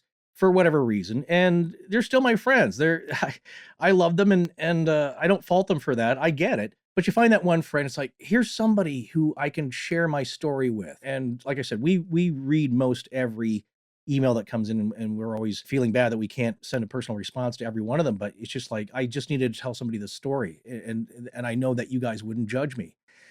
You know, you don't have to write back or whatever. I just needed to, or if you do, I just need to hear that I'm not crazy, that these things do happen that you think do happen. And we get a lot of emails spread out, but it'll be somebody who said like, yeah, thanks for just being there and putting the show out, because it's given me something else to focus on, where the troubles of the world I can leave for a little bit, and they're always going to be there. You can get back to them. You know, the important things are still out there to be discussed, but you can leave that for a while. So that's one of them. I mean, it comes out of left field a lot of the time. One that I remember, and and again, I feel bad. I'm not sure we ever responded. I can't remember, but if it actually came through with the Henry Plummer series, which was just a personal one for me, because it's somebody in my region of living that is kind of a well-known outlaw sheriff. And we had somebody write to us and say, hey, you know what? I wasn't maybe that interested in Old West stuff anyway, but I listened to how Henry Plummer treated his wife and the characteristics of that, where, yeah, he was maybe not the best guy, but he always kept back. And that's, you know, Scott had made a point in the story where he rode along the train as she was leaving. She's like, I had enough of this. I gotta go. And he rode along for miles and miles by the side of the train. And she said, I recognized from that I was probably in an abusive relationship and made the courageous decision to get out of it. And thank you so much for bringing that up. And, you know, and then when you hear that, it's like, wow, we never expected that. That was not any aspect of this show. But it's like, if that's where you can find an answer and some solace and peace of mind for yourself, then we're really grateful to be able to provide that. On a personal note, for as far as stories, Rich, I was going to ask you, do you know John from film school? I don't think so. John was the father in the Sludge Entity episode, and he was a good friend at USC, and I hadn't talked to him for many, many years after school. I kept tabs on him through other friends. And out of left field, that's the connection that was made. It's like, hey, I have a story you guys got to hear. And from listening to a few of your episodes, I know that you're not going to judge me or call me crazy, but if you want, my wife and I'll tell the story. So that was one, though, that really opened my mind, not in thinking that these things don't happen, but not knowing a lot of the mechanics of how those things happen and the specific types. And here's a case where we had a little bit of pushback just from people, even in our own Facebook group, saying like, okay, yeah, maybe they wanted to do the right thing and they believe that, but come on, going to psychics and, you know, mediums and healing people remotely with remote viewing techniques, you know, they were duped or whatever. And you know, that wasn't so great. And it's like, hey, I don't know who you are, pal, but I know John. And if he tells me that's what happened, and his wife does too, and you could hear the emotion in their voices, I'm going to go with their assessment of it over yours. I'm sorry, but that's where somebody that's close to you tells you something and it's mind blowing, and that opens your mind. And that's also one episode that a lot of people have come back to and said, hey, something similar has happened to me. And I don't tell anybody because some relatives don't talk to you anymore.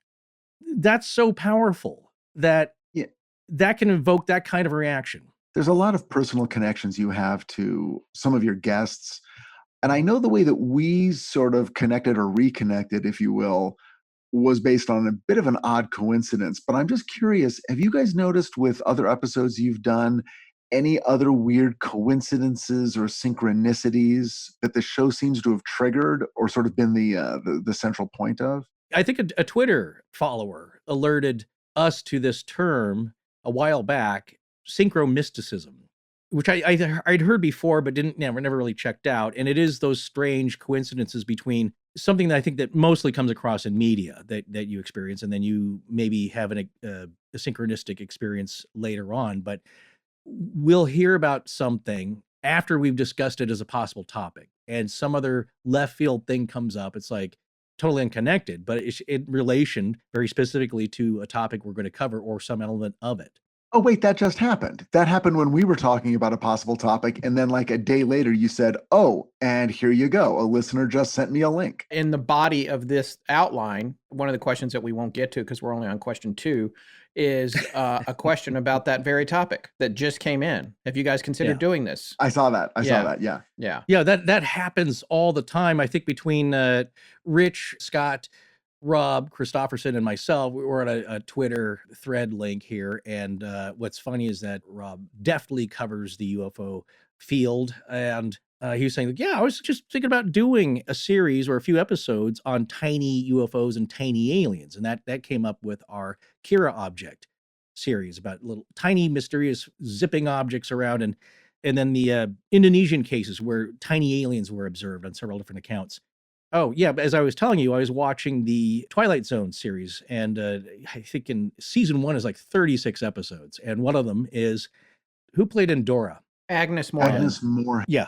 So in one earlier episode. Scott and I, it's like instantly. Yeah. I do have a degree in radio, television, and film. She was originally a radio star, you know. It's a really, I wanted Rich to see, it's kind of a blockbuster performance. There's no dialogue in the whole episode. It's just Agnes Moorehead being visited by this tiny UFO and tiny little aliens and how she deals with it as a seemingly pioneer woman all by herself in the shack out in the middle of nowhere, and just how that would freak you out. And then there's this discussion of, well, we discussed tiny aliens and boom, I turn on the episode for that night. There it is. Like, people are rolling their eyes. It's not such a huge thing, but it's like, we were just discussing this. And so those things pop up all the time. But what I will say is that you have to be observant. You have to start paying attention and opening your eyes and observing and noticing, because that's something that, Scott and I will talk about Lori Williams teaching the control remote viewing class. And that's one of the first things she told us. Because I asked her, it's like, well, when after you take several of these levels of courses, do you have more paranormal experiences? Do things open up? Do you see weird stuff? And she goes, yeah, because you're now paying attention. You've opened up that channel. You're not just shutting it out. Like, I didn't see that. Doing the old Sergeant Schultz. It's like, nothing to see. Yeah.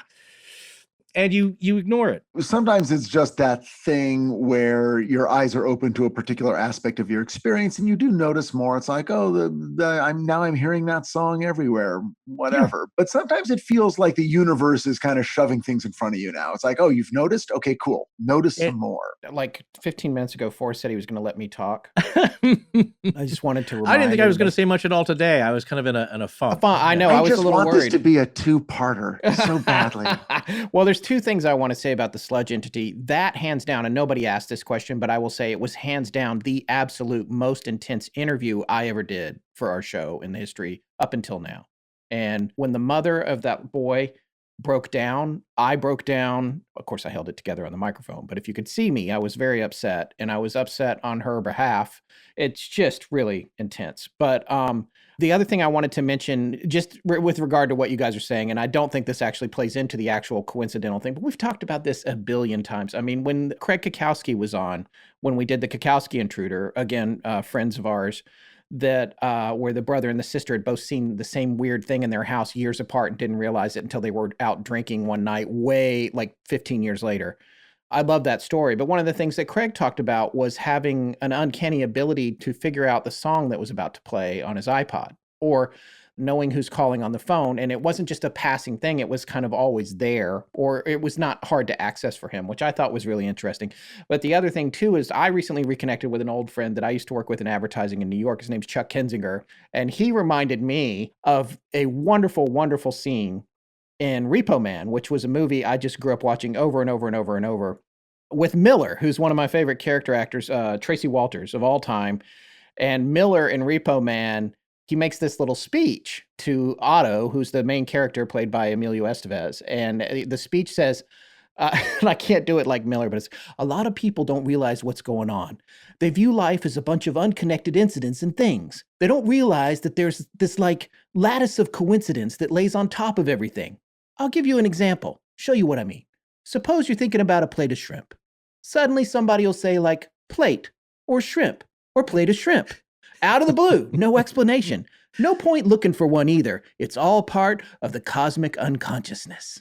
And then, of course, what Otto Estevez says to him, did you do a lot of acid, Miller, back in the hippie days? By the way, he Repo doesn't Man. answer. He doesn't. I love that he doesn't answer. He just keeps going. You've got That's to great. watch No, Repo Man if you haven't seen it. It's an excellent film. That was well done, Scott. Well, I mean, it's true. It is the lattice of coincidence. And Chuck, coincidentally, brought this up to me and Forrest by email yesterday, and it came up here. But to be fair, it's something you kind of talk about all the time when you have a show like ours. That's a common thing. I think since we've been doing the show, there's been a lot of times. Yeah, more so than the rest of my life. Yeah, that's something I was thinking about a minute ago, Rich. And of course, now I can't think of examples, but a lot of times the thing that I see happening is there's a connection between a topic we pick and what's going on in the world. And it's really strange. That's happened over and over, and we haven't done a good job of documenting it. We'll pick something, and then that very thing will wind up in the news the week the show comes out, even though we've been working on it for 3 weeks and it didn't have any idea there was going to be breaking news about it. That's happened a bunch of times to us. Was Amelia Earhart one of those? Yes, absolutely. There was another one. I can't remember what it was. There was other things that we talked about, and then it's like the day after the show or the day before the show, there was a big announcement. And it's not always that. Sometimes it's something else, or it's a message that's out in the general consciousness that seems to really play into the episode we did. And it almost seems like we planned it, but we didn't, because our process is like, yes, we do have the story folder. We haven't talked about it much lately, but we have this folder that's got like 1,000 potential shows in it. I'm sure only 300 of them are viable, but they're all in there. And we can always fall back on that. But 9 times out of 10, we get a little bit ahead, or we have a minute, we're liking to think about the next show. And Forrest and I'll just chat for like 30 minutes, maybe with a beer. And like, oh my God, did you hear about this psychic horse in Richmond? And bam, that falls into the lineup or whatever. Because we both got our hooks in it and it's fun and we're excited about it. Because we have to mix it up too. We don't, like some listeners don't want to hear about the UFO or they don't want to hear about the cryptid. So we like to keep it mixing up. What's the number one sign of a bad home security system? A home security system that's so complicated you never use it.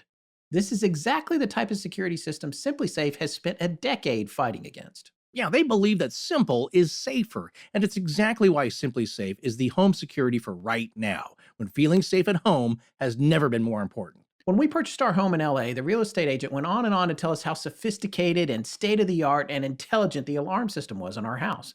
We should have realized that was all code, for this thing is ridiculously expensive to maintain. Oh, no. It actually was a selling point for us because at the time we traveled to North Carolina every chance we got to visit family. And we needed to feel okay-ish leaving our home alone in LA for a week or two at a time, right? Well, looking back and having used SimpliSafe at this point, I can honestly say that SimpliSafe is just as good and reliable and only costs a fraction of what that system did that came with the house. And I mean a fraction. And unlike that one, with SimpliSafe, you don't need to pay any outrageous monthly fees or sign a 2-year contract in blood. And SimpliSafe is so much easier to use, which is good for me. Oh yeah, I can certainly appreciate that myself. As you're rushing to get out the door to catch that car ride to the airport, you press one button, boom, your place is totally secure. And sure, you want to feel safe when you're at home as well, which SimpliSafe does, but even more so when you're out on the road. Like, I don't want to have to worry about my place, and I don't with SimpliSafe. SimpliSafe is easy to order online and also easy to set up yourself. Plug it in and your home is protected around the clock. No technician or salesperson has to come by for half the day and disrupt your routine or touch everything. And that's the best social distancing you can have. Yeah, well, SimpliSafe was named Best Overall Home Security of 2020 by U.S. News and World Report. And their 24/7 professional, reliable monitoring and emergency dispatch starts at merely 50 cents a day. Geez, I think that the security system we had cost 50 cents every time we use it. At least that's how it seemed anyway. I know. Well, head to simplisafe.com/AL and get free shipping and a 60-day money-back guarantee. That's simplisafe.com/AL to make sure they know that our show sent you. And SimpliSafe is spelled SIMPLISAFE. Once again, that's simplisafe.com/AL. Cheers, brother. Hey, cheers, my good man, and to our new sponsors, Miller High Life. I'll second that myself. Well, so Forrest and I personally saved recording this spot until we finished the show. so we can enjoy a refreshing beverage from our new sponsor. And also not to have to share it with Rich. No, I'm kidding. Right. But Forrest, finish up what you were saying earlier before we started tonight. Well, yeah, I was just kind of considering if there are any silver linings to be appreciated during all of this. Is there something good that comes out of all the disruption? And I do think there is. I see people out on their front porches more. At my own place, I see people setting up lawn chairs in the little tiny patch of grass outside my apartment versus hiding behind like 8-foot privacy fences. Neighbors are getting to know each other again, which is so weird for LA where nobody knows each other, doesn't want to. Well, you see it everywhere though. People gathering in the cul-de-sac, keeping their safe distance, of course, but putting out a lawn chair and a cooler and just chatting again. People are being happy for the sake of being happy. And it's those little wins that count these days. And you're right. This beer that we're enjoying after a day of recording, a long, hot day in the studio here, Miller High Life, is just right for those moments. It's a quality, unpretentious beer. Yeah, it's nice to turn the AC back on there and get that cold beer out of the fridge, right? People don't realize that too, is that I can't have the AC going while we're recording, so it's about 85 in here. Yeah, it's too loud. Well, I don't think it's ever felt better to mow your yard than it does now, or redo your plant beds, or power wash the driveway. You make it nice, and then this is the space you have to enjoy life, and I can appreciate that more. Making the home your home again, your place. Obviously, Scott and I are pleased to welcome Miller High Life into our family of sponsors because it's a beer of the highest quality that's within everyone's reach, and it pairs great with the simple moments in everyday life that are worth appreciating. This summer, let's move our backyard barbecues to the front yard. And to make that more special, Miller High Life will release limited edition champagne cans, which are in stores now, available for a limited time only. An iconic brand you can be proud to hold in your hand. Scott and I invite you to raise a can to celebrate summer's simple moments with Miller High Life. Cheers, my friend. Yes, cheers. Miller High Life, the champagne of beers. It's a quality beer within everyone's reach. Celebrate responsibly. Miller Brewing Company, Milwaukee, Wisconsin. Hello, everyone. I'm Golden, and this is Astonishing Legends. Let's get back to the show. Shall we go to some listener questions and see what's on their minds? Yeah, I think that's a great idea. We have a question from Gabriella F. And she asks, what advice would you give to a novice cursory researcher on finding sources that aren't complete malarkey? So this sounds like, how do you know when you're like, do you guys have like a secret place you go where you get rock solid, absolutely 100% malarkey proof information for the show? There's a couple of things. One is to always drill down, and every time there's a citation, find that source and drill down on it, and then read about who created the source. Vet the author, vet the book, vet the article, vet the academic person that wrote the JSTOR document. Always try to figure out where that stuff is coming from.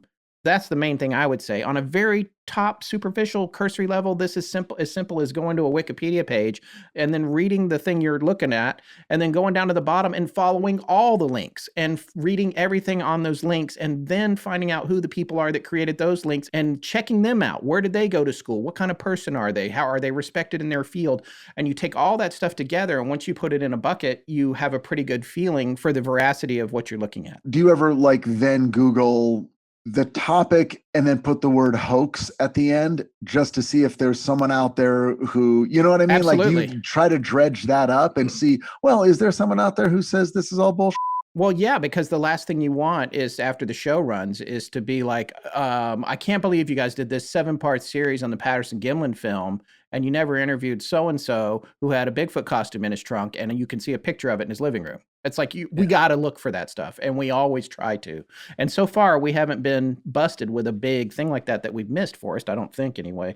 Which is pretty good for 200 episodes. I worry about it every time, though. Well, I mean, look, even if news came out, and Rich, that's a good point, because as far as the Patterson-Gimlin film is that, to the listener's question, you will at some point have to gather as much evidence, both sides, or as Neil deGrasse Tyson says in his masterclass trailer promo, what better avenue of confirmation bias is there than a Google search? Because it's going to pop up what you wanted to look for. And then there you go. Someone wrote an article, mystery solved. I knew it. And then you stop there. because you feel satisfied. It's whatever you wanted to hear. Yeah, Somebody in to authority quote the tell point, Harry Nielsen, you hear what you want to hear, and you see what you want to see. Always. There's bias with everything. So what I say is that at some point, you're going to have to pick a line. And we always say this fact as well, is that even the people at the top of academic fields don't always agree with each other. There's bias in every conclusion and every point of view. That's us as humans. So you'll have to gather all the information you can from every source you can, and then make a decision on your own as to what makes sense. And that might change. That might change over time. To a question you didn't ask, has anything that we revisited changed as more or less skeptical? One that just happened for me was with, again, going back to our talk with Stan Gordon. Just briefly, I want to say about Stan Gordon, because we mentioned him earlier. That's relating to an in-depth interview that we have relating to revisiting our previously taken down Kecksburg episode. That is now going to be a two-parter revisited that you either will have heard right before this show or it'll be right after this one. So it's right around the corner, no matter where this one falls in line. So, and he is a You're just going preeminent. to keep pushing mine down the line. No, no. Because maybe, what about the psychic chicken you were going to do? The 5-part. If you prove to be more interesting than that, then maybe. Yeah, Rich, come on. Not a chance. Well, the point is, it's like that was one where I was pretty much on the fence. It's like I've heard the side where it said that's probably just a GE Mark II reentry vehicle, and that was somewhat maneuverable, and it crashed, and they looked similar. It's like, yeah, I don't know, that makes a lot of sense to me. Some people said, look, it was more than that. I saw this thing under a tarp. It was not that. And then when we revisited the subject, I finally happened to watch, and I think I missed it the first time, but when we covered it, I happened to watch Stan Gordon's documentary that he produced and put together back from 1998, 96 or 98, I think and it is available on Amazon Prime. The documentary was not only his reportage and data, but it was like 30 interviews with people. Eyewitnesses. Who'd seen it. A lot of whom have since passed. Yeah. Yeah. And again, people write this off. It's like, well, there you go. Everything that people see is baloney. Eyewitness testimony cannot be, it's fallible. You can't trust it. It's like, okay, yeah, that happens a lot of the time. But when I start to see patterns, and this is what I'm talking about for somebody who's starting off in research, when you start to notice the patterns of how something is laying out and attuned to your sensibility and sense of reason and all that, I changed my mind a little bit, leaning more towards there's not just one person that said there were Egyptian hieroglyphs ringing the bottom of this thing. There were several people who saw it, who said, like, I don't know if it was hieroglyphs. To me, it looked like backwards writing. I don't know if they were hieroglyphs, but it was not English. And that's the knock on it being just a U.S. Air Force space vehicle is that, well, look, it had the word Air Force on it with a star. That's what they saw. And after hearing so many people saying, like, no, that's not what I saw. Wow. Okay. My needle has been moved more towards something of unknown origin is all I'll say. Another thing that I want to say maybe is a reverse instance of you type in hoax and you missed it. I looked up the Nazi bell. Now, we covered that in a 2-part series. That was one of my more interesting topics for me anyway. But in looking at that, I remember there was a really good wiki page on it. The wiki entry for the Nazi bell. Back when we covered Die Glocke. Yeah, back when we covered Die Glocke. Wikipedia never gets all woo-woo anyway, all right? They're just like, the best they can do, it's like with the Patterson-Gimlin film. It's pretty well balanced, I think, and they present the skeptic side and people who testify against it. You shouldn't stop there. And so with the Nazi bell and Die Glocke, it's like, oh yeah, that was a pretty good page. Like they talked about Red Mercury and all these kind of crazy ideas. And that's what the fun part was, allowing that stuff to be on the table and discussing it. And I go to the webpage, boom, scrubbed. The title is now the Nazi bell, parentheses, hoax. I was blown away. I was actually, this was the other day. Because we looked it up when we did the Kecksburg thing. I was actually shocked. It's like, I want to talk about this, but we got to talk to Stan Gordon. And I did it while Scott was asking him a question. Of course, I always usually blank out when he does, and looked at other stuff on the web. And it's just like, oh, let me look that up. It's like, well, he's talking here because I got a question. And I was just like, I was flabbergasted. And I don't know who did it or who, because it's an open edit source, crowdsource kind of thing. It had now all been relegated to Igor Witkowski. Yeah. he didn't know what he was talking about. He's full of baloney. I'm summarizing here, but if you look through it, and again, there's a discussion page along with a lot of entries, and you go to that, it's like, okay, there you go. And Nick Cook, who wrote the book, 0 Point Gravity, 0 Point unverified. Energy. 0 Point Energy. I'm sorry, yeah. I mean, was this based on energy. new information, or was this just, No. we've decided to relegate this to, let's just call it out and let's just say it's bullshit just in case? The latter. I don't know who decided this, but it's all gone. All the interesting stuff that was in there. Look, I skimmed through it and I was a little disgusted just because it's like, how dare you rob me of my fun? These are things I like to talk about and read about. And I don't have to walk away believing this stuff. Nobody else does either. But the fact that you've just now told me and for everyone else, like, don't look here anymore. This is baloney. And basically and again, it's like, then you start wondering, is this a conspiracy? Does somebody on a higher level not want us to look at the Die Glocke? Well, we got a warning when we did that series, by the way. One of the few warnings we got about the Russian government monitoring the show after we did the series and our interactions with Igor. Really? Yeah. You look at that and it's just the dismissiveness of it. That tone of hubris is what irked me, in that I start to look at this and it's just like, well, there you go. Witkowski, and Cook, they didn't really have good sources. Now it's literally been labeled a hoax rather than, well, here's something interesting in history. And there really was a Spangenberg and an Otto Spangenberg and these other Nazi officers who ended up apparently on reports that can be seen and there's copies of. They existed, but there's no connection to them now. So don't worry about it. So that's a case where it was reverse hoax claiming, I guess. That kind of leads into the next question. This one is from Steve H. He wants to know if there's any mysteries that you guys hope to see definitively solved within your lifetime. And conversely, are there others that you kind of hope just remain mysteries? Solved, I'd like to see Amelia Earhart, Dyatlov Pass, The Somerton Man, Kelly Hopkinsville, The Flannan Isles, Skinwalker Ranch, the Patterson-Gimlin film, Mary Celeste, The Betts Sphere, Electronic Fog, and Spring Hill Jack.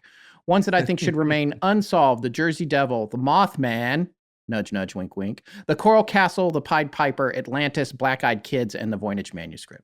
I'm thinking he thought about this previously. Speaking for Forrest also, apparently not. Yeah, I'm always speaking for Forrest. Going back to, I will let the listeners know in on a little secret here, as one of your earlier questions, like one or two before this, was the show concept any different when we started off? I think Scott had an idea, along with our good friend Travis, that it should be a goofy back and forth with a guy who is the straight man, and that would be Scott, and the whacked out UFO believing nutcase, which was going to be played by me. I don't remember that. Okay, Travis had that idea. I don't think that was my idea.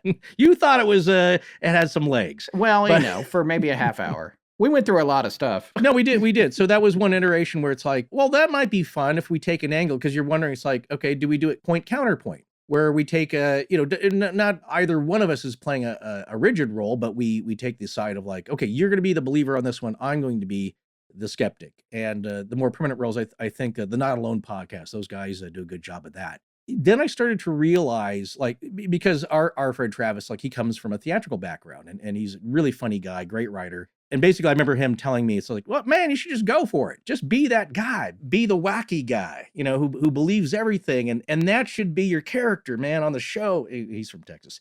And I'm not doing a great job. But we all do impressions of each other. Our little circle. I know. We all Travis do. Travis is in that circle of friends that we were talking about hanging out with years and years ago. Yes. Yes. So. And he was one of the few that would entertain that, but and Scott was around him a lot more than I was. But back was then, the idea that you would be that guy and then Scott would be the skeptic? Yeah, Scott's the serious straight man in this, and I'm the crazy whacked out guy who is just conspiracy fueled. And here is my point: it's like, yeah, that sounds like fun, except that we also decided that we were going to be ourselves, and that's a big decision when you. There's a few podcasts where because of the nature of it, is usually true crime, where they don't reveal who their identities are, because you have nutcases out there that believe that you are speaking to them through their dreams. So to avoid all that, we decided, like, well, we're going to be ourselves, because I think where this ends up, it's too hard to keep that up unless you're doing some kind of a nonfiction podcast, certainly. So if we're going to do that, then the approach is that maybe this is a journey that we take and we kind of reveal as we go along, as being objective as we can, how we think about things and our personal beliefs on stuff as we evolve. And that's kind of what it turned out to be eventually. But my point at the time when I started thinking about this, like, well, that sounds like fun, but But let me put it this way. Even if you were joking and you made some light of a subject, I didn't say this to our friend, but it's like, okay, imagine you just started a new job and they're checking you out on social media, and I post something on Twitter tagging you saying like, our friend here believes that reptilians have replaced all of our world leaders and most of our celebrities. And he really believes that. No kidding. How do you think that they're going to view you now? You think you're going to have that job much longer? You think that they're going to look at you sideways at the water cooler? Once you latch onto something. Oh yeah, now they're going to get rid of you since they're part of the Illuminati. So the point is that this is serious stuff in a way. What we believe, because I keep going back to this, belief is everything. Point of view and experience and personal experience is everything. So once you latch onto that, like that's who you are. So I don't need people believing crazy things about me that I don't really believe. I have to be in control of my persona, which is just who we are. And that's the easiest thing to be in a sense. It's also one of the hardest because you do have to take a stand at some point about what you believe in the subjects that we cover. Jennifer P. has a question.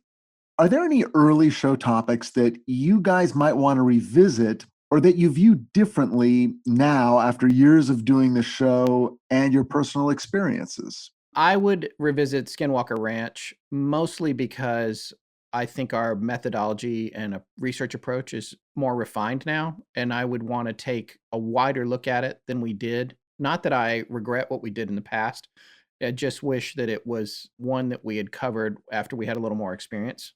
And I would say the same thing about Oak Island. I mean, that was really early, and there's been a TV show about it on for like 10 years now. So we could probably still be talking about Oak Island. But in going back to those two, I would do that too. I would be interested in both of them because, Skinwalker has come into the zeitgeist now. There's a TV show about it and that sort of thing. But if I was to go back and look at it, I would want to do it in a very serious way, not in a pulp culture. Skinwalker, you mean? Yeah.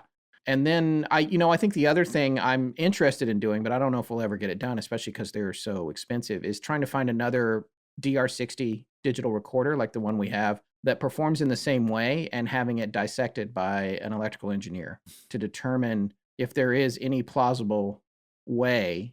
And I'm not trying to disprove what happened. I think I'm looking for peace of mind in a way. But like if there's any plausible way that what we recorded at the Sally House might have occurred through a strange confluence of the components that make up the device. And another thing I've been thinking about for a long time, and there was some folks who reached out to us, and I can't remember now where it was, at Twitter or something from another show. If I can track that down, I'll get their name into the show here. But about having it recreated, not only taken apart, but then all the parts identified so that you could build a new version of the DR60 and not charge $1,600 for a busted one on eBay. Weren't you talking to that one guy, though, who was going to submit it to even further testing? Yeah. Ed Primo. Yeah. Ed Primo. Yeah, he's a top forensic analyst and expert witness here in the United States. He's the one that analyzed our recording and then also by sheer coincidence, talk about synchromysticism or whatever you want to say. That same week, another one came in from a gentleman in Florida that had a weird recording on it. They both went to him at the same time. We did not know each other. We both found him different ways. But Ed, what he said he was going to do was he said he was going to send it to a team of electrical engineers at the University of Colorado in Denver. But then after like the continued bench testing and an attempt to recreate what was on the recording, he just abruptly pulled the plug on his investigation into it, returned it to us, and also returned the lab fees from the second investigation. Did he say anything? He just said, we can't get there from here, essentially. I have records of all of it. And he seemed to... Because that seems a little weird. It was weird. I mean, it seemed like he was backing away from it. I chalked it up less to paranormal stuff than more him being concerned about his professional appearance and career, like getting further down the road with it and maybe the exposure from our show or something, because he is an expert witness. He's testified. He's always on CNN. They called him to clean up a recording that was, I think, a cockpit recording when JFK's body was flown back. And so like he's doing that kind of stuff all the time. He may have genuinely been a little skittish about it after he couldn't figure out what it was. I know that he thought he was going to be able to just recreate the sounds that were on the recording in the lab. And when he couldn't, I think that shocked him. So there was that part of it, but there may have also been like, he didn't want to get branded paranormal forensic guy. It also costs tens of thousands of dollars. You could put a couple $100,000 into doing all this stuff. So that's another major consideration is that, okay, so you send it to a team of university level electrical engineers. Who's going to pay for all that when it's just your crazy hunch? That's something Don't you weird's guys going have on. a secret billionaire patron who finances all of this and Do you keeps you think we'd guys be here employed? talking Yeah. to you if that was the case? Do you really think we'd be doing this? Yeah, he needs to send us an email because we haven't heard from him yet.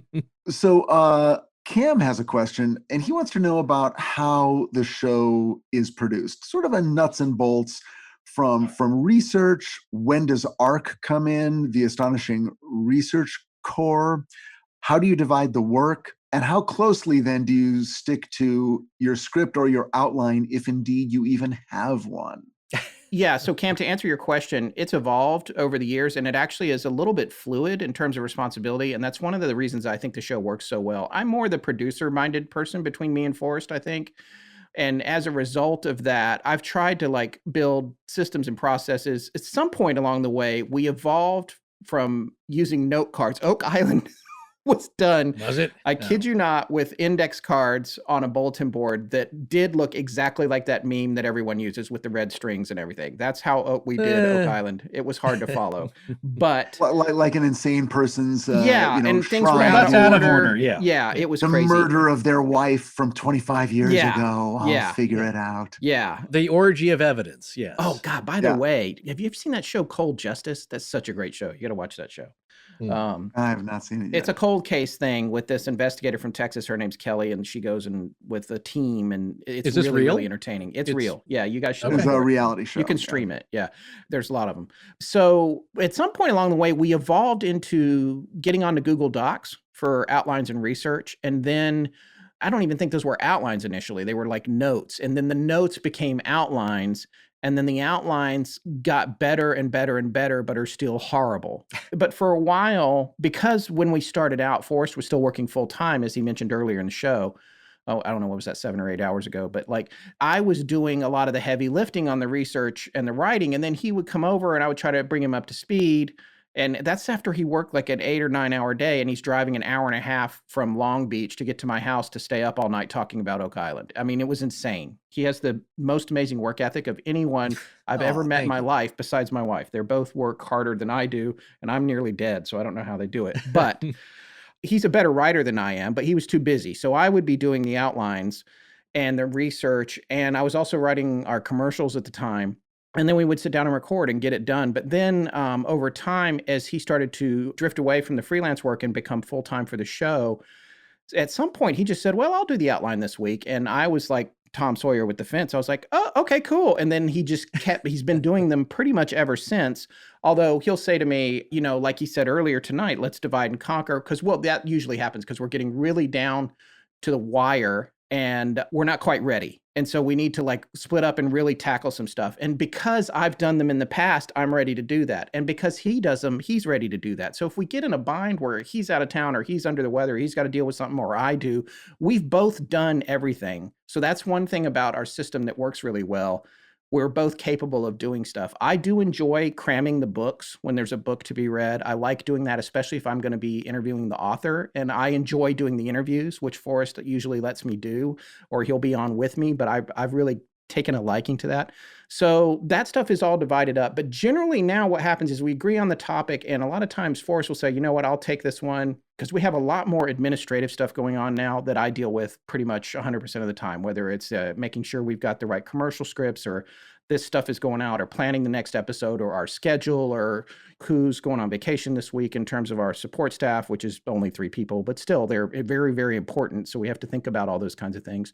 So that's pretty much how it works, but we're both very flexible in terms of pinch hitting for each other. Forrest? Yeah, well, part of the question is, when does the arc come into play? We'll usually do once we know, and it could be, this is happening this weekend, Tess, get right on it, and she'll be Johnny on the spot and put that to the arc and generate, you know, a outline of questions or general fields that we have, which is usually you know, credible sources, academic sources, fun sources, depending on what it is, images, photos, whatever, and that'll get the arc going. You know, I feel bad sometimes we just really dump it in their lap because we haven't decided yet. It's like, wow, this would be good. This is the time to do it, but we need to start on this like tomorrow.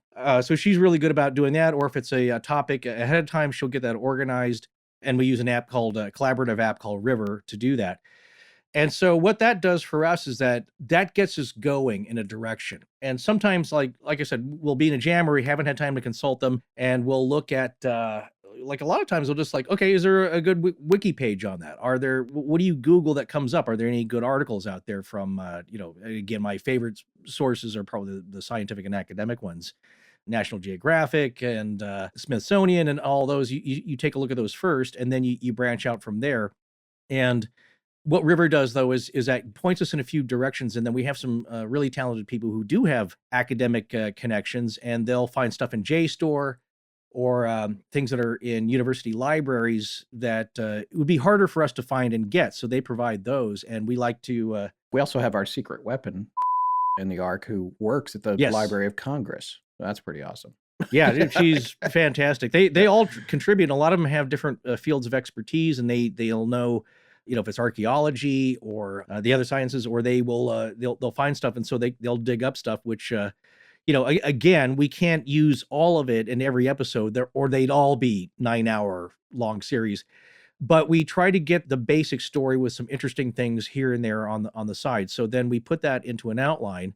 And Cam's other question was, how closely do we stick to it? Well, that depends too. If one of us is busy doing other life things or things with the show, we'll have written out sections of it, or especially if it's complicated, and because you'll get on the mic and we've done this too, when you try to you have good notes but you try to riff on something, and we're just stumbling all over each other and ourselves, and it's just like, man, this is not making any sense. So it's better to have those things written out, and it flows much more smoothly. But we leave ourselves. This is why I've put a temporary ban on the Renaissance era. Anything and any Eastern European names he's developed an aversion to, but we leave ourselves room to improvise and fill in with other things that we've come across. So it's not that rigid, but you'll notice there are big sections that we just kind of read based on, I call para reading, where we write it out, but we kind of riff gently on that, and then follow that, or just read some, paraphrase it, or just read sections. Having been on the show, and I think this was especially apparent during the Christmas near-death experience episode, there was a lot of, we would take a minute, talk about what chunk we were going to discuss next, who was going to say what and how. We kind of do almost like a little run through, and then it's like, okay, we got it. Okay. And now hit the record button. Yeah. What's probably we what do we that as we're time. going. Yeah. We should have done that this time. We're because on you're a question guest. 3. We went over that a lot more, but of course, Scott and I we do that. We know each other pretty well by now, and we do that on the fly with you, Rich, because you were much more involved than a usual guest, that is an expert on the subject. That's not a knock on you. You're very well read on that. But we went beforehand. It's like, okay, Rich can speak on this, and he's put a note in the outline. He'll talk about this. This is another aspect that we'll ask him about. But here's a little tidbit that we've researched and written out as notes, or a sub outline. And there are certain parts that I know you guys want to make sure you get every last detail, every date, every name. It's like, no, this part this can't be riffed, and it'll be read. And then there's other parts where it just easily flows into discussion. Yeah, exactly. We're trying to get to a point where the outlines conform more to what we like to do. Right. Even after 5 years and 100 and whatever we're at now, 80 episodes, that's still not quite right, but it's getting close to like, okay, this is what we need to do for this one. One of the difficult things about meandering from topic to topic is that topics have different levels of academic intensity to them. So sometimes you have one like Lady Wonder. It's like, okay, it's a psychic course in Richmond. We're basically looking at 25 newspaper articles and everyone's postmortem on it all. As opposed to Loftus Hall in Ireland, where there was 300 years of people living there who all had the exact same name. That is just like, oh my, how do we? But it's just such an amazing story. A guy had cloven feet and flew through the ceiling, and there was a hole in the building. You got to cover it, but there is a little bit of a thing where it's just like, all right, I'm going off to the study. Come get me in a month. Because that's the thing. You have to learn everything to say a little bit about it. So you have to you have to go to the 500 level so that you can teach the 101. Well, we're not teaching anything, but what I find is that when we cover a story, we'll find a through line, or just make one up. Yeah. Well, to me, it's all about the No, connections. we do look for the through line. That's true. And you feel good when you've kind of discovered one that maybe isn't mentioned a whole lot, but it's like with Lake Baikal, it's like, yeah, this is all really interesting. And maybe this is all natural, weird, but natural Earth phenomena. Then you come across a bit where it's just like, oh, there were silver-clad swimmers with bubble helmets that could zip around under the water, and they ejected a bunch of Russian divers.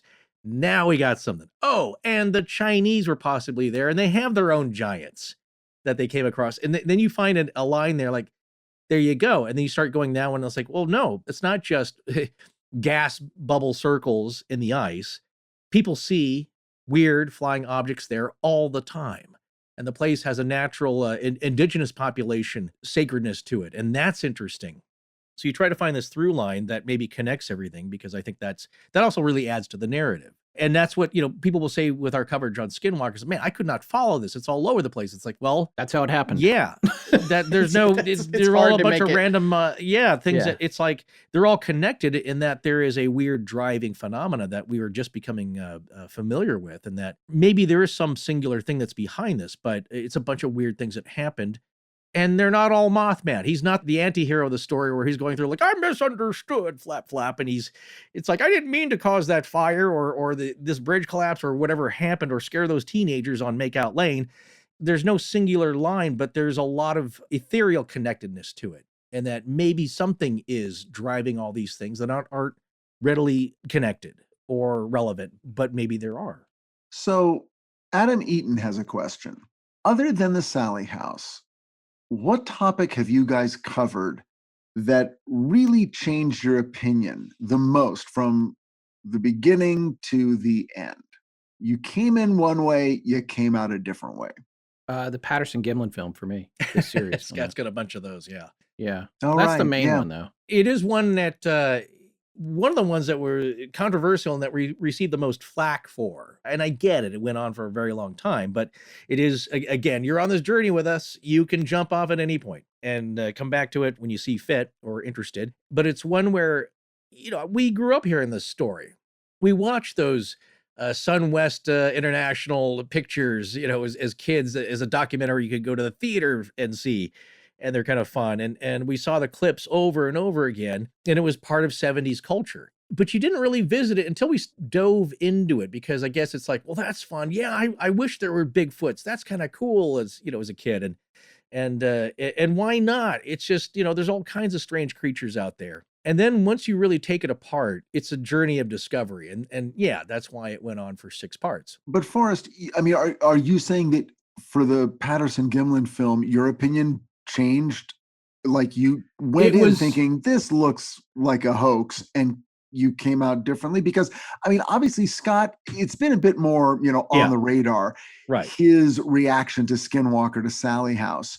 But for you specifically, was that one, or was there a different one where you came in one way and came out another? That's a good question. I think overall, though, the reason I bring up the Patterson-Gimlin film is that, like a lot of subjects what we're covering, and I guess that's my overall journey, my needle being where it is, like with Patterson-Gimlin, you thought you had an opinion on it. And I guess what I'm saying is, growing up, it's just like, well, yeah, I believe there could be Bigfoots. I'm not really sure that what we see on film there is one, because I've heard a lot of people, they said it's a guy in a costume, and, I'm a 12-year-old kid. I don't know. It's like, maybe I'll go with that. And then you leave it there. It's just sitting out there, and all this other experience and belief kind of form around that. And then when you take a close look at that, it's not like I totally flip-flopped on it.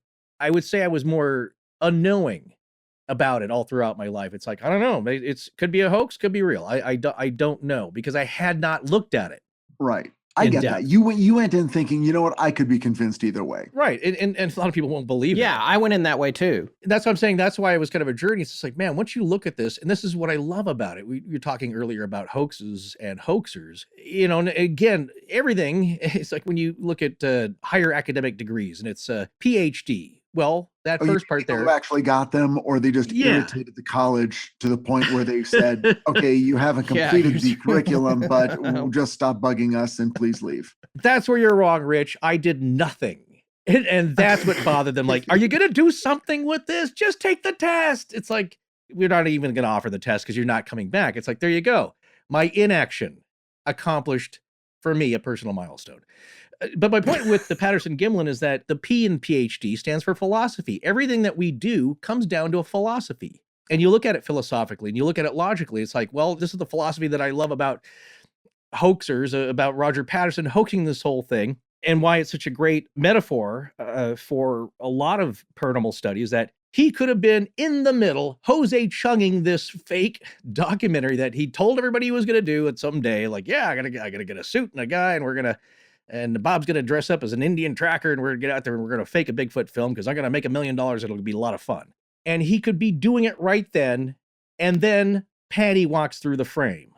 Now, here's the point about this. I always try to make that people, if they give us some flack about it, it's like, look, all that could be true. He could have done 1,000 hoaxes, 1,000 fake films, but look at what's on the film.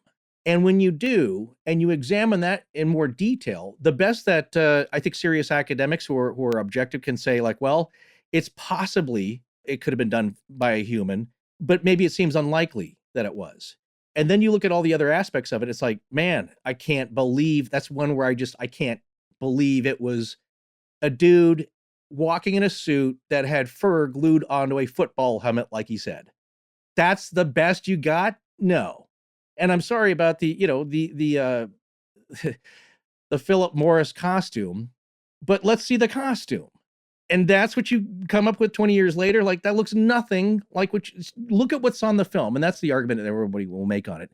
Look at what's there. And if that does not make sense to you, then you have to question it. And that's where I ended up on it. And so other topics, when you talk about that, where I totally did a flip, it's like, I think in that general sense, it's not that I went in one way believing that it was true or not true and totally had my mind changed. I think I've had my mind expanded on the topic. Right. That I know more about it. And so my opinion, I hope, is more informed. The other thing that sets this question off a little bit is that we almost never go into something with a hard and fast opinion. We go into it wanting to figure it out. And we don't have time. Yeah, we don't have time to have those. Yeah, but I mean, I was more open-minded to Patterson-Gimlin being a hoax. And when it was over for me, I no longer felt like it was a hoax. So that's the biggest change you're ever going to get from me, because generally, if I am so convinced that something's absurd, I don't want to cover it usually. Right. Unless it just has so much gravitas and has gotten a lot of attention in the world at large, so it deserves to be dissected just on the miracle of its success as a hoax or whatever. But if we're taking the topic on, it's because I'm not really sure. But at the end of it, I don't always come out more sure, but sometimes I do. Yeah. And one of the things I love the most is if I can surprise Scott. And I think one of the first times we did that was it's got to be shadow people. And that was one where, again, I do not disbelieve the phenomena.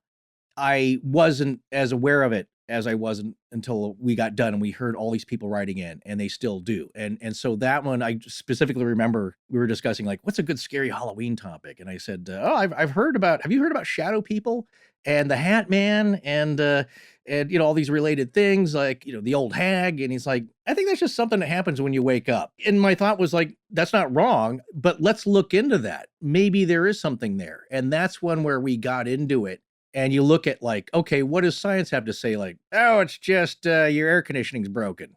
And you wonder, like, that's it? That's what you got to say? That somehow there's a low voltage stimulus to your parietal junction? That's what's happening? No. And then you get all these afterwards is when it keeps opening your mind, because then you get all these letters from people saying, like, yeah, that happened to me. And this is what it looked like. And this is what I felt. And I don't think I'm crazy.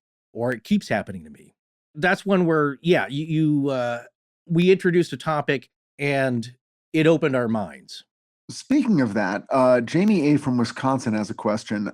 For topics you've covered in only 1 or 2 episodes, which ones do you, Scott and Forrest respectively, wish the show could have taken a deeper dive on? Ones that you now look back on and say, oh, we could have done 4, 5, 6 parts on that.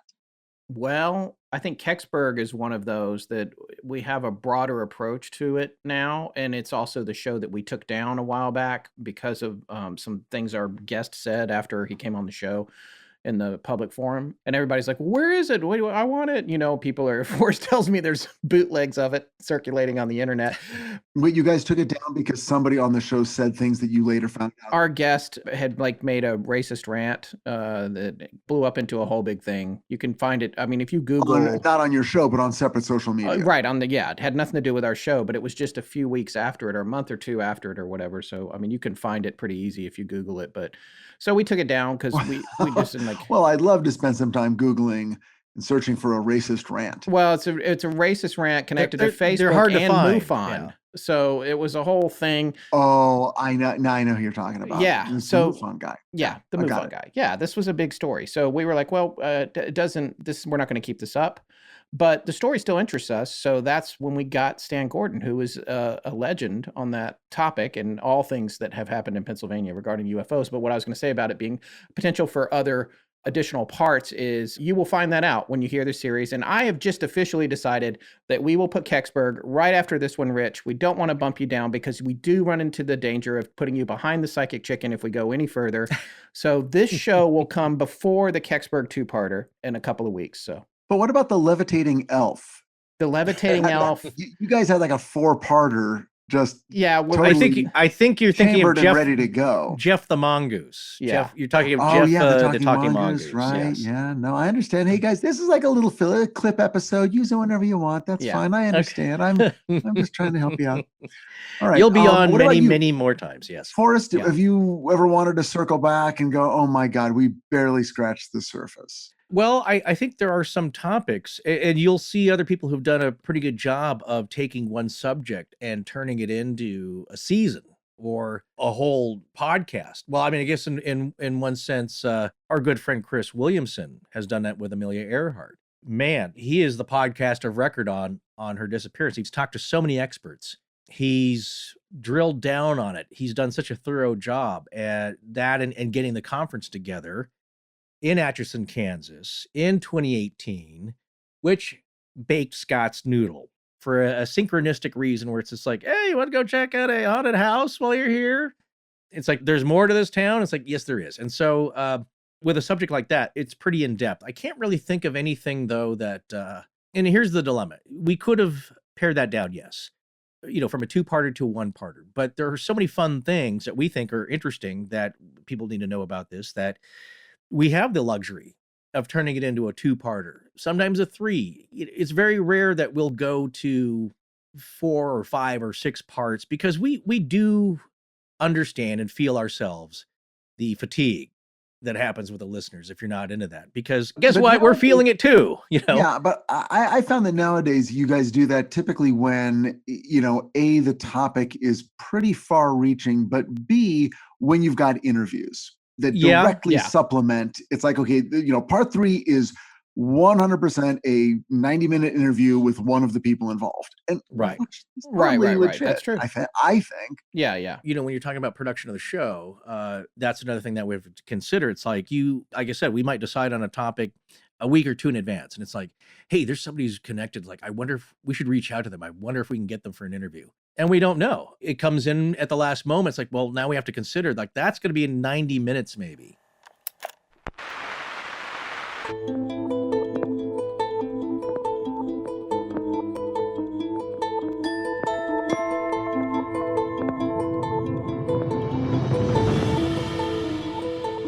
That's going to wrap up part 1 of Fear and Smoking in Blanket Forteana.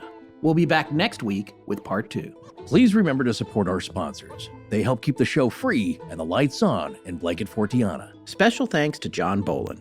Hi, I'm Sarah Nichols. E-A-T. Golden. Present. Very large feet. Now, back to the show. Our show is edited by Sarah Voorhees Wendell and co-produced by Tess Feifel, who is also our head of research. Our theme, which is available as a ringtone, was composed by Judson Crane, and our sound design and additional composing is by Ryan McCullough. Special thanks to the Astonishing Research Corps. But most importantly, we want to thank you, our listeners. Visit our store at astonishinglegends.com or interact with us and other listeners on Twitter, Facebook, and Instagram. You can also support the show at patreon.com/astonishinglegends, where patrons have access to additional bonus content. No part of this show may be reproduced anywhere without permission. Copyright Astonishing Legends Productions. Good night.